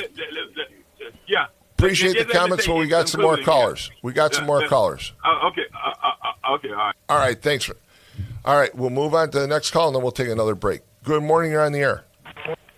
Yeah. Hi, guys. How you all doing? Good. Good morning. You earlier, Tom, you were talking about the idea of working a career at a job, and that's gone by the wayside because people are looking for opportunities any place they can get them. I would contend that the reason we had things like pensions, benefits, that kind of thing was to keep good workers that could get the work done. And when you look at like what's going on here in Whiting with this refinery, you've got, of course, I was lucky enough to get a career out of the place. But it's evident now that the corporation doesn't have the same regard for their workers as they did years ago. If they're going to try to break that union and get rid of benefits, get rid of hourly positions, contract out as much as they can, that they don't have the same regard for the quality of work their people do. And that's one thing I think you guys overlooked was the idea that the reason these things were there in the first place is because companies in the past had respect for their employees and the job they were able to do for them. It wasn't that one size fits all. You can jump from company A to company B.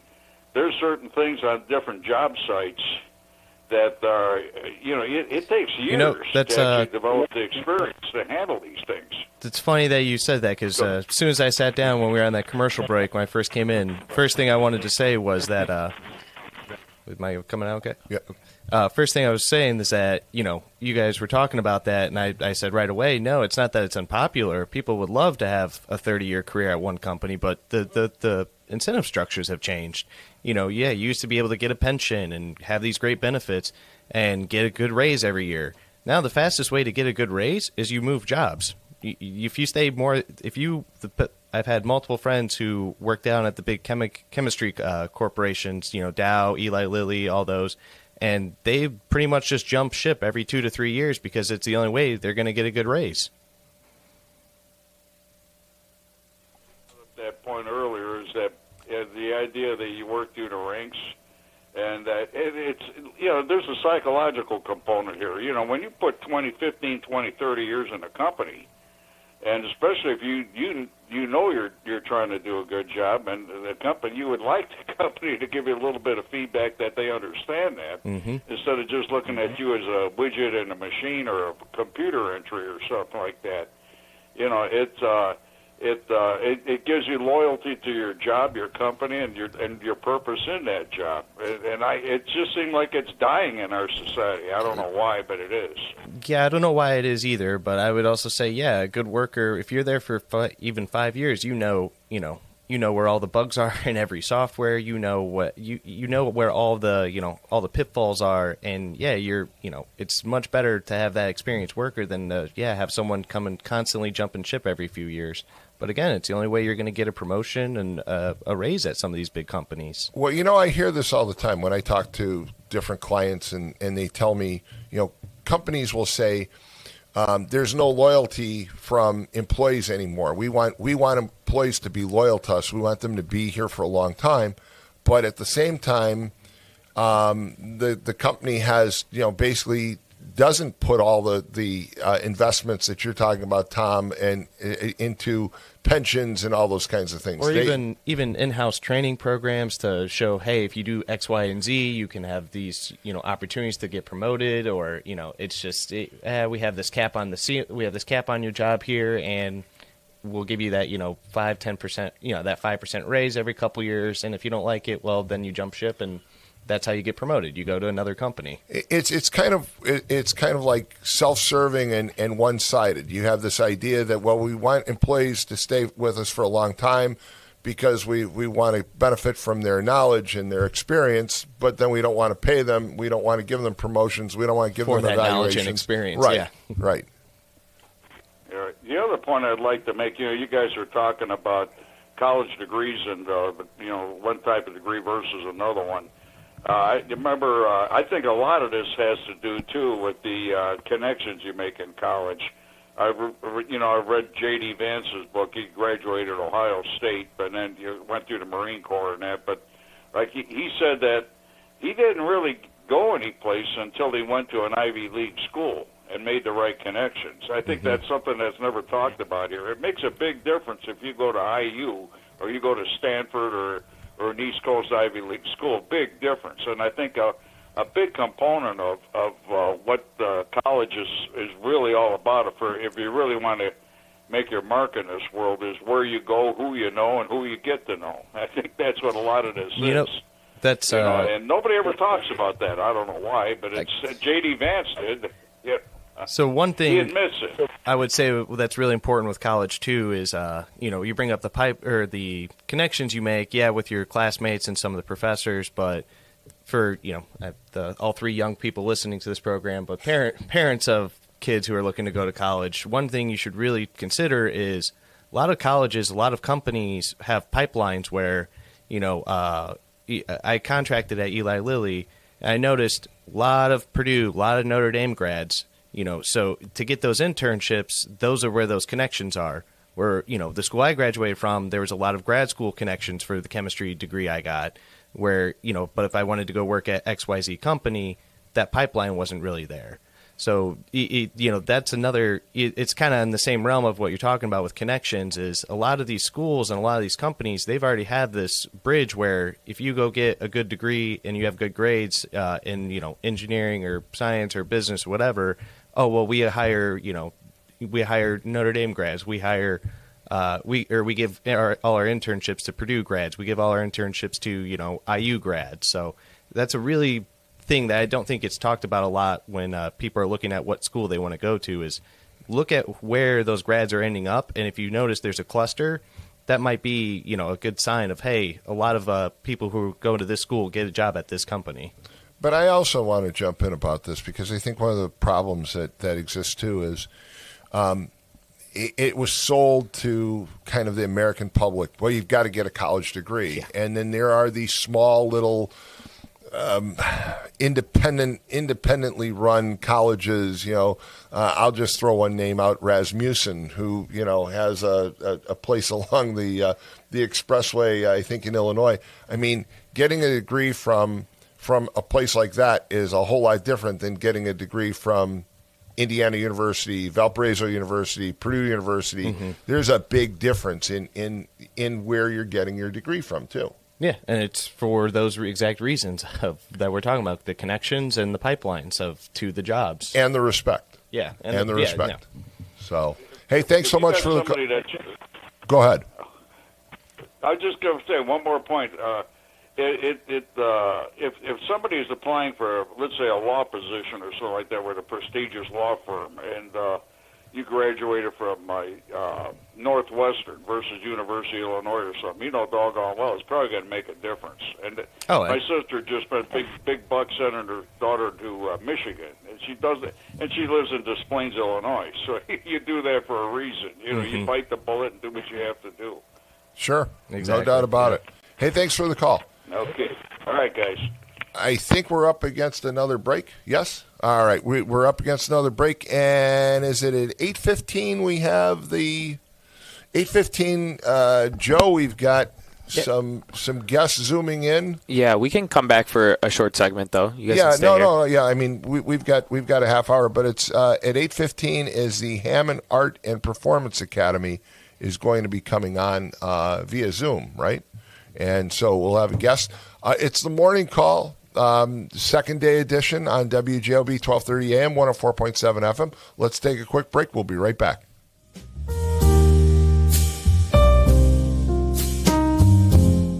Life's biggest challenges don't come with a warning. When legal issues arise, whether it's a car accident, personal injury, criminal charge, or representing you before municipal boards, you need a trusted advocate on your side. At Westland & Bennett, we listen first because your story matters. We provide strategic, personalized legal solutions to protect your rights, your freedom, and your future. Peace of mind starts with a conversation. Call 219-440-7550 today for a free consultation. It's the simplest expression. The smallest thing that changes everything. A smile. So easy. A smile lights it up. Apologizes. And welcomes unconditionally. Because the shortest distance between two people is a smile. Thank you. Strachan Van Til, where making life easier starts with a smile.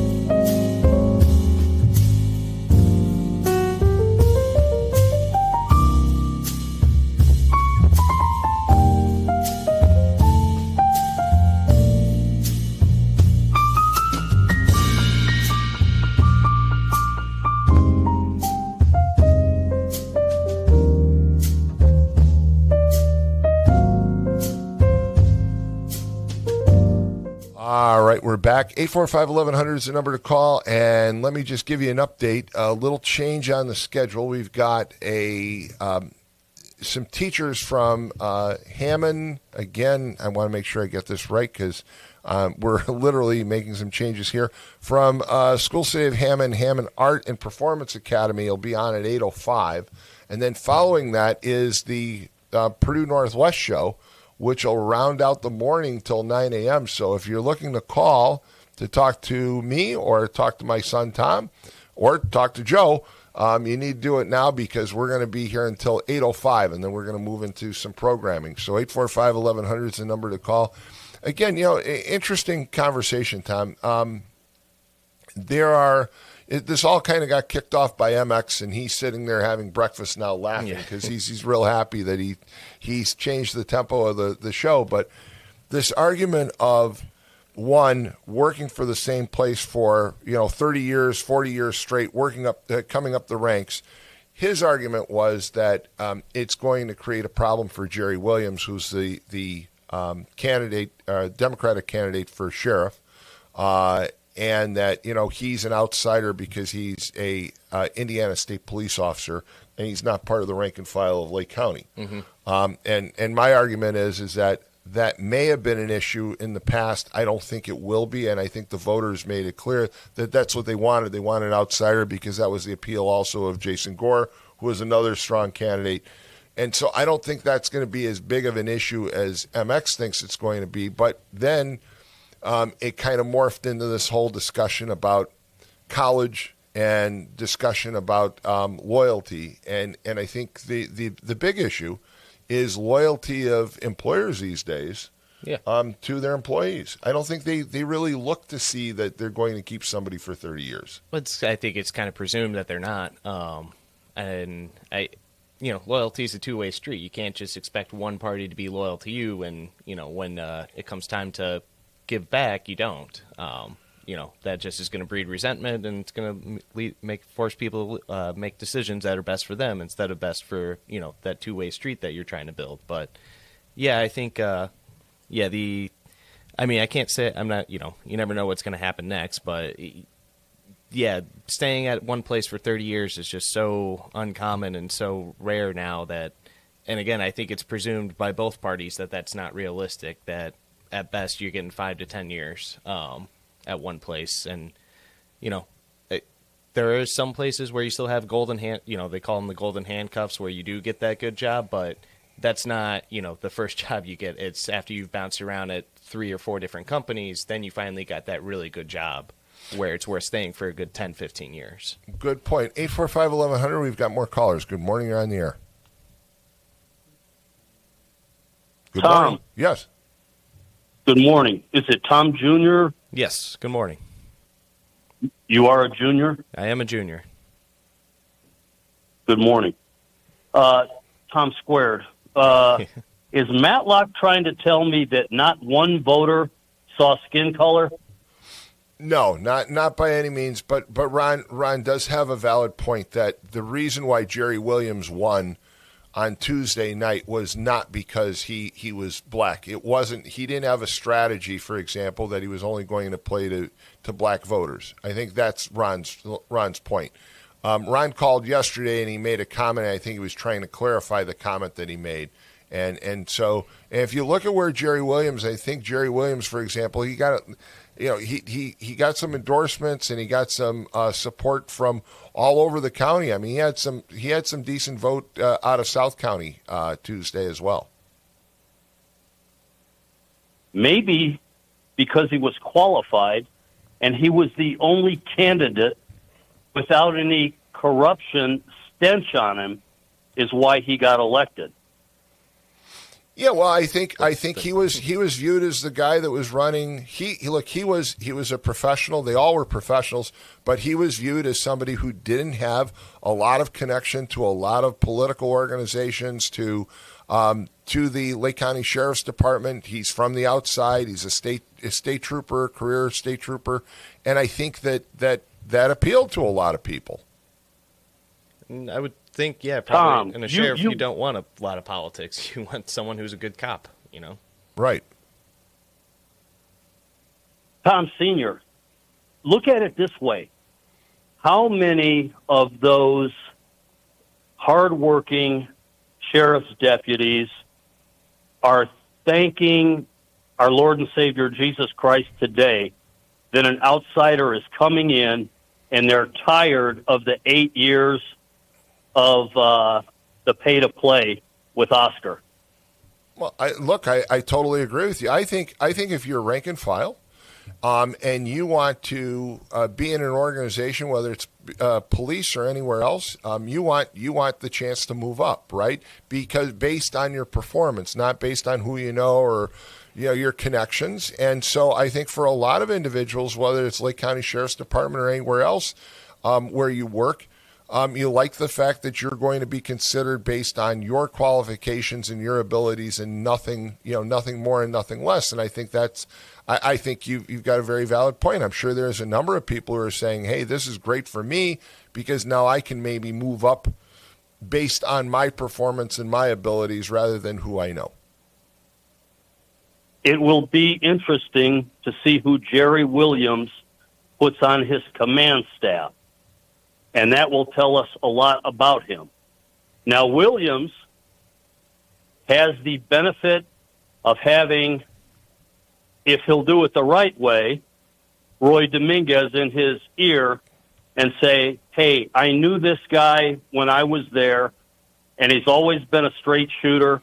And I don't know if down at the county building you can use the phrase moral compass, but it would be nice to see that. But that will tell us a lot about Williams. I agree. I agree, and I think it's too quick for people to rush to judgment about Jerry Williams. And with all due respect to MX, look, I get it, and you get it as well. The idea that there are people who enjoy, especially in law enforcement, having somebody from their department move up through the ranks. That's kind of a traditional approach, but it's changing too. You talk to police officers this day and age, or even firefighters, and you find out that they move from one department to another. You look at the Hammond Fire Department or Hammond Police Department, and they've hired, I think they call them emergency hires, where they hire the police officer from another department. They've already been with another police department. That's how a lot of police officers get into Hammond, for example, these days, or into Munster or St. John, which are some of the higher paying departments and larger departments, because they're brought in from smaller departments and they move in. It's not like it used to be where you started there, you went to the training academy, you became a police officer, and you basically retire from that department. That's not the way things work anymore. And I think, I believe Jerry Williams, who has held some pretty high-level positions within the Indiana State Police, is going to have a whole different approach when it comes to Lake County Sheriff's Department. Well, Williams probably came in law enforcement in a time where there were 200 applicants for 3 positions, and I don't know if any nepotism was involved, if he had any juice to get in, but at that time you really had to work your rear end off. It's not like right now where every chief in Lake County has a son on a local department that he helped to get in, and the nepotism benefits are outstanding.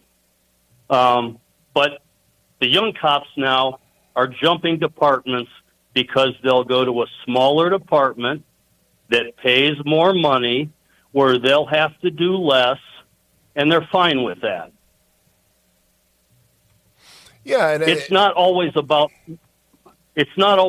money, and this goes to your 20 or 30 years at one company. It goes to the individual and how much you want to be challenged in your career. And if you've got a good boss at the bottom that recognizes your worth, treats people fairly, and comes to you and says, hey, Tom Jr., this is a bigger case. I want you to take this and run with it. Keep me abreast. And at that time you go, hey, you know what? I feel challenged with this case, and I like what I'm doing here, and my boss is good. Let's continue. Yeah, opportunity of what you're doing at a position definitely matters a lot too. That's a fair point, and I think that's also why a lot of people jump ship too. Is those opportunities dry up and the promotions dry up. So at some point you are just doing the same routine. You get good at the routine day to day, and that's all you do for a while. And so in order to get that shake up, if it's not offered at the company you're at, if no one is offering you that next big case to go run with it, then you have to look elsewhere and outside. And I would say, yeah, for the whole, insider versus outsider thing, I think that is, on a broader level, part of the beauty of, bringing in new people. The electoral system is that, all those old handshake deals, the people who know how to work the system, know how to work, certain people I'm not talking about any person, just on a broader level, but, it is good to have new people come in and shake things up and clean out the skeletons in the closet once in a while. Well, again, Tom Senior, one last question. Sure. Go ahead. Did Tom McDermott ruin Jason's core career chances? No, I don't think so by any means. Look, I think that it was, again, it's pretty evident that the discussion that we're having right now was that the voters spoke. They wanted somebody who was independent. And in the case of Williams was the most independent. He was from outside the department. And he didn't have the active campaigning that was going on for Gore or Flores that those two basically had from McDermott and Martinez. And I think that it just was the judgment of the voter that, hey, we're going to go with somebody who is from the outside, which Gore was certainly from the outside as well, but we want somebody who doesn't have a lot of ties to anybody else. And I think that once again, it doesn't really matter because the voters have spoken and they selected Williams. Hindsight being 2020, should that gambling card have been played by McDermott and Gore? I don't know. I don't know. You're talking about the whole thing with the people that own Geno's and Paragon and that whole issue. I don't know how much that played into the final days of campaign. That certainly started a lot of rumors. There was a lot of consternation about what was going on, who was behind it, and the rumor mill can be deadly when it comes to politics, and the rumor mill can also be very helpful. I just don't know. I think that at the end, what I was hearing and what I was seeing were people saying to me personally, and I'm just talking about personal, not on the radio, but just saying personally to me, hey, I think I'm going to look for a candidate that is kind of independent of all of this. And that was the comment that I heard repeatedly from a number of people in the last few days. And I think they spoke at the ballot box. So, hey, thanks so much for the call. We've got to move on. Appreciate it. Joe, what do we want to do here? We want to bring in the teachers, or how are we going to do this? So we are still waiting for the teachers to join, so I would like to do a short, quick break. But before we do that, it is the top of the hour. It is 8:02, if you want to take Absolutely. Over. Let's just make sure we give station identification. It's WJOB 1230 AM, 104.7 FM in Hammond, Indiana. And it's the morning call day 2. And also I can give kind of an update, if you want, on traffic right now. So traffic is moving fine in northwest Indiana, 80, 94, I-65, the toll road, and Klein Avenue all look great. Get across the line into Illinois, you've got the typical backup on the Bishop Ford. 294 isn't bad. However, going back to the Bishop Ford, after you merge with I-57 and you move toward the Dan Ryan, you are looking at a parking lot pretty much all the way into downtown. The Eisenhower, the Stevenson, and the Kennedy are parking lots this morning as well. Try Lakeshore Drive. The Skyway looks good, but the Skyway's not going to do you much good if you get into the Ryan, so I'd say jump off at Stony Island Avenue.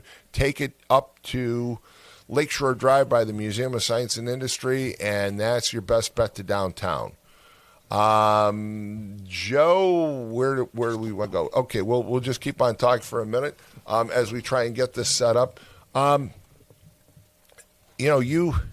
You do work in downtown Hammond, which is a luxury. Okay, you're practicing law, of course, with your uncle, my brother, and you're focusing on bankruptcy now. Correct. And enjoying it. Yeah, it's an interesting field to be in. Sure. Absolutely, and don't regret going to law school by any means. No, I definitely think law school was a very good choice for me. As you remember at the time, I had gotten a chemistry degree. I did enjoy that field. Wasn't sure exactly. I knew at some point I was going to go back to grad school. So I wasn't sure exactly what I wanted to do, but I was very torn between possibly engineering or law school, and just kind of decided law school, looked at the opportunities and what I wanted to do, and it couldn't have been a better decision for me personally. I talked to some people who've thought about doing it, and I had a great opportunity with Uncle David and all that, but I would say for me personally, law school was amazing because going through chemistry and engineering and all that kind of stuff, it always felt like I was swimming uphill, where, when I got into law school, the way I think and the way things went, it was like I was swimming with the current. So I'll just brag for a minute on your behalf, because you always liked science, and science, you came naturally to you. Okay, good at math, good at science, and my concern at the time was when you went to law school is that law school was a focus on writing skills and all those kinds of skills, but you excelled. You graduated with honors. So should point out I'll brag for a minute. I'm your father. So you graduated with honors from as an undergrad. You graduated with honors from law school. So proud of you from that standpoint. Thank you. But again, the comments in the conversation this morning, I think, are extremely important, which is, one, have a plan on what you're actually going to go into. It's not just like, I just think I want to get this degree and whatever. You have to have a plan, right? Yeah, there's absolutely. I think there should be no shame in coming out of high school and saying, I don't know what I want to do. Why would I go take out $100,000 in debt and not know what I want to do? So there's no shame in working or just getting an associate's degree, or just kind of getting some of those extracurricular credits done, that aren't major, what are those called? The side credits that you have to get your degree, while getting a job. Take your time. Your diploma should be a stepping stone to the job you want to get. It shouldn't just be a check mark that you says, well, now I'm educated, because you're educated in what? Right. And so it's important to have a plan as to where you're going with that degree and to where you really want to be. I mean, we've talked about my own career. My career has been all over the place, but I'm one of those lucky ones. And did I really have a plan? No. Did I have a plan that I was going to graduate with an undergrad degree and become a town manager? Absolutely not. Did I plan on going to the museum? However, what I was able to do was kind of connect the dots over the years and figure out, okay, I could go from here to there. And, I was one of those people who kind of broke the mold in my generation, because my generation generally stayed for a long time with the same employer, and I didn't do that. And no regrets, but I think that it's important to have that plan. And with the introduction of AI, a lot of entry-level positions are going to change. They're not going to go away, but they're going to change dramatically in the next 5 to 10 years. And so that's also going to predicate and predict where you're going to end up with a career. So you have to consider that as well. I think there is, a lot of scare with AI and all that stuff with all the automation, but I would point out one thing where, all technology doesn't automatically lead to job loss. And the most interesting one I've ever read about was the ATM. Everyone said, great, the ATM is going to kill all the bank teller jobs.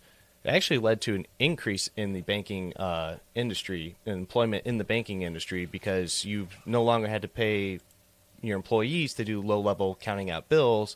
Now they can focus on loans, giving out, opening up new accounts, stuff like that. What killed jobs in the banking industry was digital banking, where I no longer have to go to a physical location. So, yes, technology can always automate jobs away, but there is a lot of instances throughout history where technology actually leads to increased employment in that field, because it's a productivity multiplier versus a productivity replacement for employees. Right. So it just changed. It changed the responsibilities and what you're going to do. It makes you more productive, not not obsolete. All right, and I think we're ready now for our guests. Okay, these are guests from the school city of Hammond. So let's see if we can. Okay, we're going to take a quick break. I'm sorry, we are going to take a quick break. We'll be right back. It's the morning call, and then we've got some guests from the school city of Hammond, and then we've got a program from Purdue Northwest. So stay tuned. We'll be right back after this commercial break.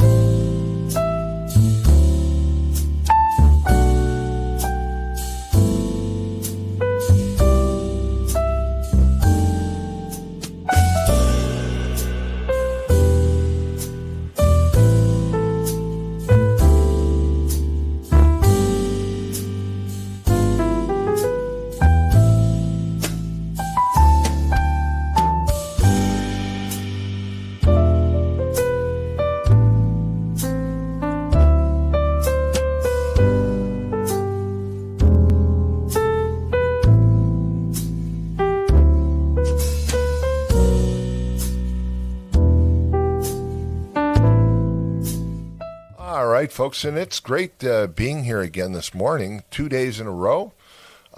Way to kick off the month of May, so to speak, but it's been great to be able to do the radio and sit here and talk to you. As I said before, I told my son, and I think he's starting to understand the fun of doing radio. You get to talk to people and get to hear a lot of different opinions, a lot of different views, and that's part of what makes WJOB what it is. And so I will just say that it's always an honor to take your calls and listen to your views. And I may not always agree with you. You may not always agree with me, but that's what talk radio is all about.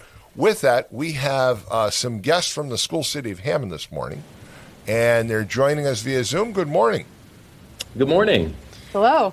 Good morning. Why don't you introduce yourselves and tell us a little bit about why you're on this morning with us. Sure. My name is Alex Akers. I teach rock band and guitar over at Hammond Central High School. Hi, good morning. My name is Megan Hughes, and I teach rock band and guitar over at Morton High School. And you're part of the Hammond Art and Performance Academy, if you will, right? And Correct. you've got an event coming up that you want to tell us about.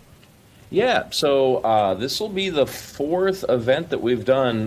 This event, it's called Hapapalooza. So it is basically our own music festival that we host at the Pavilion at Wolf Lake. And it features all of our rock band students who are currently in the program. This year we've grown massively. We have over 40 student rock bands performing at Wolf Lake on Saturday, May 16th. It's an all-day music festival from 10 a.m. to 9 p.m., so it's literally, 11 hours of go student rock bands. In addition to the student rock bands, we've got alumni bands who were students who were in the rock band program who come back and perform. And then we've got 3 professional bands who also perform. A good friend of ours, Chris Dabu and the Troublemakers, Megan's band, Day by Day, and then my band, Caught on Klein. And the great thing about that is we end up featuring seniors of ours who are in the program with our band. So it's a special thing they get to look forward to their senior year, that they can hop up for a tune or two and play with our bands at the end of the event. So yeah, it's $10 to get in, and those proceeds support the rock band program and the equipment and all the expensive things that we have to purchase to continue this growing program. Let's see. Got the time, got the date, got the price. Got the time, got the date. You've got the location. Let me just make sure listeners understand. Again, we're talking about the Pavilion at Wolf Lake, at Calumet Avenue near where Sheffield Avenue breaks off. And, I've seen it before. I've seen the event. To be honest with you, I wasn't sure what was going on. I think last year you had some rain problems, possibly. Was it last year? Well, we had rain for the dress rehearsal 2 years ago, but we were all good last year. Okay, it was 2 years ago because I was riding my bike around Wolf Lake, and I remember the rain events. But it's a great event. I mean, you said 40 bands for $10. 40 student bands, yes. 40 It'll student feature bands. about 150 school, City of Hammond high school students who've been working really hard. Some of them are in their first year, and it's one of their first performances. And then some of them are seniors graduating who are, seasoned and really experienced, and they play several more songs. We will have 2 stages, so we'll have the pavilion stage, of course, and then we'll have a smaller stage next to the pavilion stage for the beginner groups to perform on. That also is kind of cool because we bounce back and forth between the 2 stages, so that saves us a little bit of time. But some of the other things we want to mention is we'll have food trucks, so you'll be able to grab some food.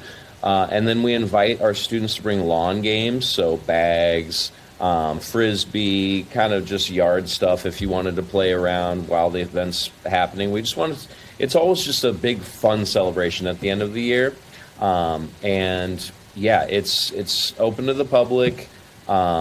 It's one of the most exciting things of the year, honestly, that we look forward to. It's a massive undertaking to run a festival like that and have so many different bands, cycling through. But our students end up having such a good time, and what a great venue, right? Can you imagine performing in high school on a stage like that?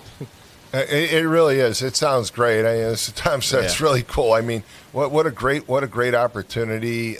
You put a band together, and all of a sudden you're up on the pavilion stage at Wolf Lake. And are they doing a lot of covers? They write their own songs, or?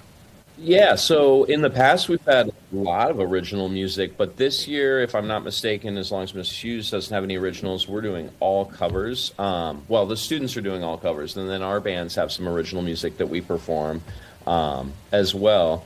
So yeah, it is all covers for the students. Is there a theme, or is each band kind of gets to pick who they want to cover, or how's that work? So yeah, that gets very interesting. We have selected tunes for the beginners to choose from just to make it a little easier. But with that said, we also do let them choose music. So as long as we've approved the music that's like skill-wise, level-wise it works, and that's school appropriate, then yeah, they choose pretty much 80 to 90% of the music that they play, which is really exciting. All right, can I ask a dumb question? All right, this has been since the 1970s when I was in high school. How many of the students go into your class, pick up a guitar, and start strumming the chords for Stairway to Heaven? Oh man, Stairway has happened. Yeah, it's like the Guitar Center joke, right? You're out, get out of here now.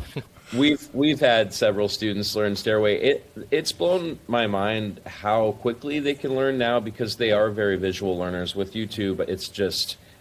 It's not always the best way to learn how to play with other people, but the rate at which they can progress is pretty crazy if they take it upon themselves. Like you'll have that student who practices 3 hours a day and just gets to where I got after 10 years in like 2 years. And you're like, wait, what? It's pretty awesome. It's really cool to see. Well, this is really neat. I mean, this is a great program. Again, over 40 bands. You have over 150 students involved. Obviously, it's open to the general public. $10. It starts at what time? 10 a.m. and it goes all the way to 9 p.m. is the cutoff. 10 a.m. to 9 p.m. So we're talking 11 hours of music for $10 at the Wolf Lake Pavilion, right on Calumet Avenue, right near Sheffield Avenue. So if you're coming from outside Hammond, it's very easy venue to find. It's where Festival of Lakes, of course, is held up in the Robertsdale area, and there are food trucks. There's lots of different activities going on all day long. Mm-hmm. And most of all, you get to support students who basically are trying to move into possibly even a career in performing. So this is really a great event. It's fantastic. We have several students in college studying music education right now, and The Rock Band program has been an amazing thing. Miss Hughes is actually a Morton High School alumni, and before the Rock Band program started, there was band and guitar, and then that kind of developed into the Rock Band program over the years. So, I mean, what a special thing. She teaches at her alma mater. We've got students studying music.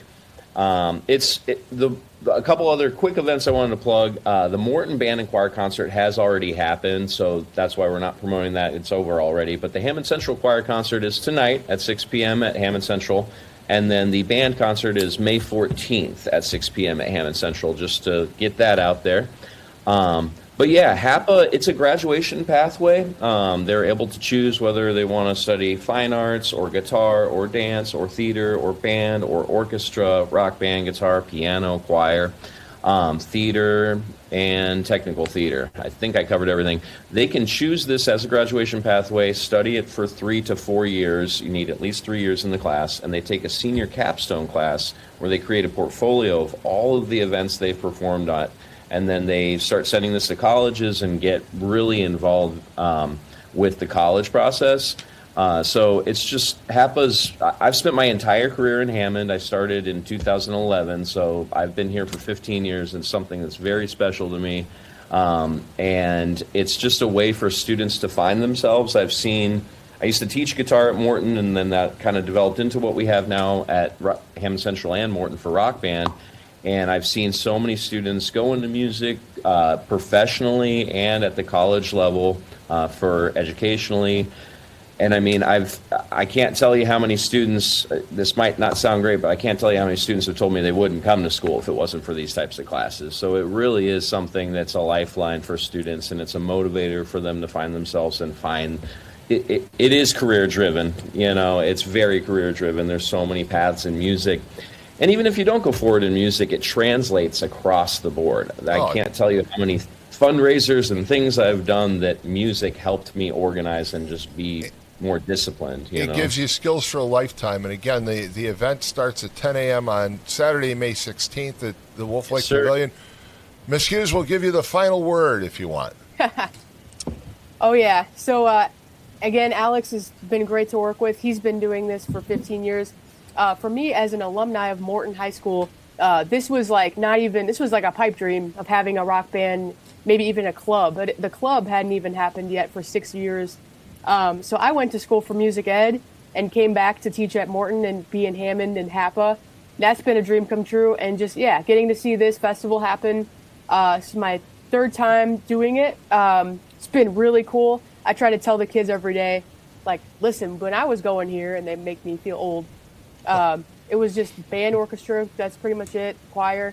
And so it's really special to see them flourish and perform all day at this event. The stage is beautiful. And so, it's great. It's going to be the biggest event so far as all the bands that we've been able to put together and teach, because our program has grown.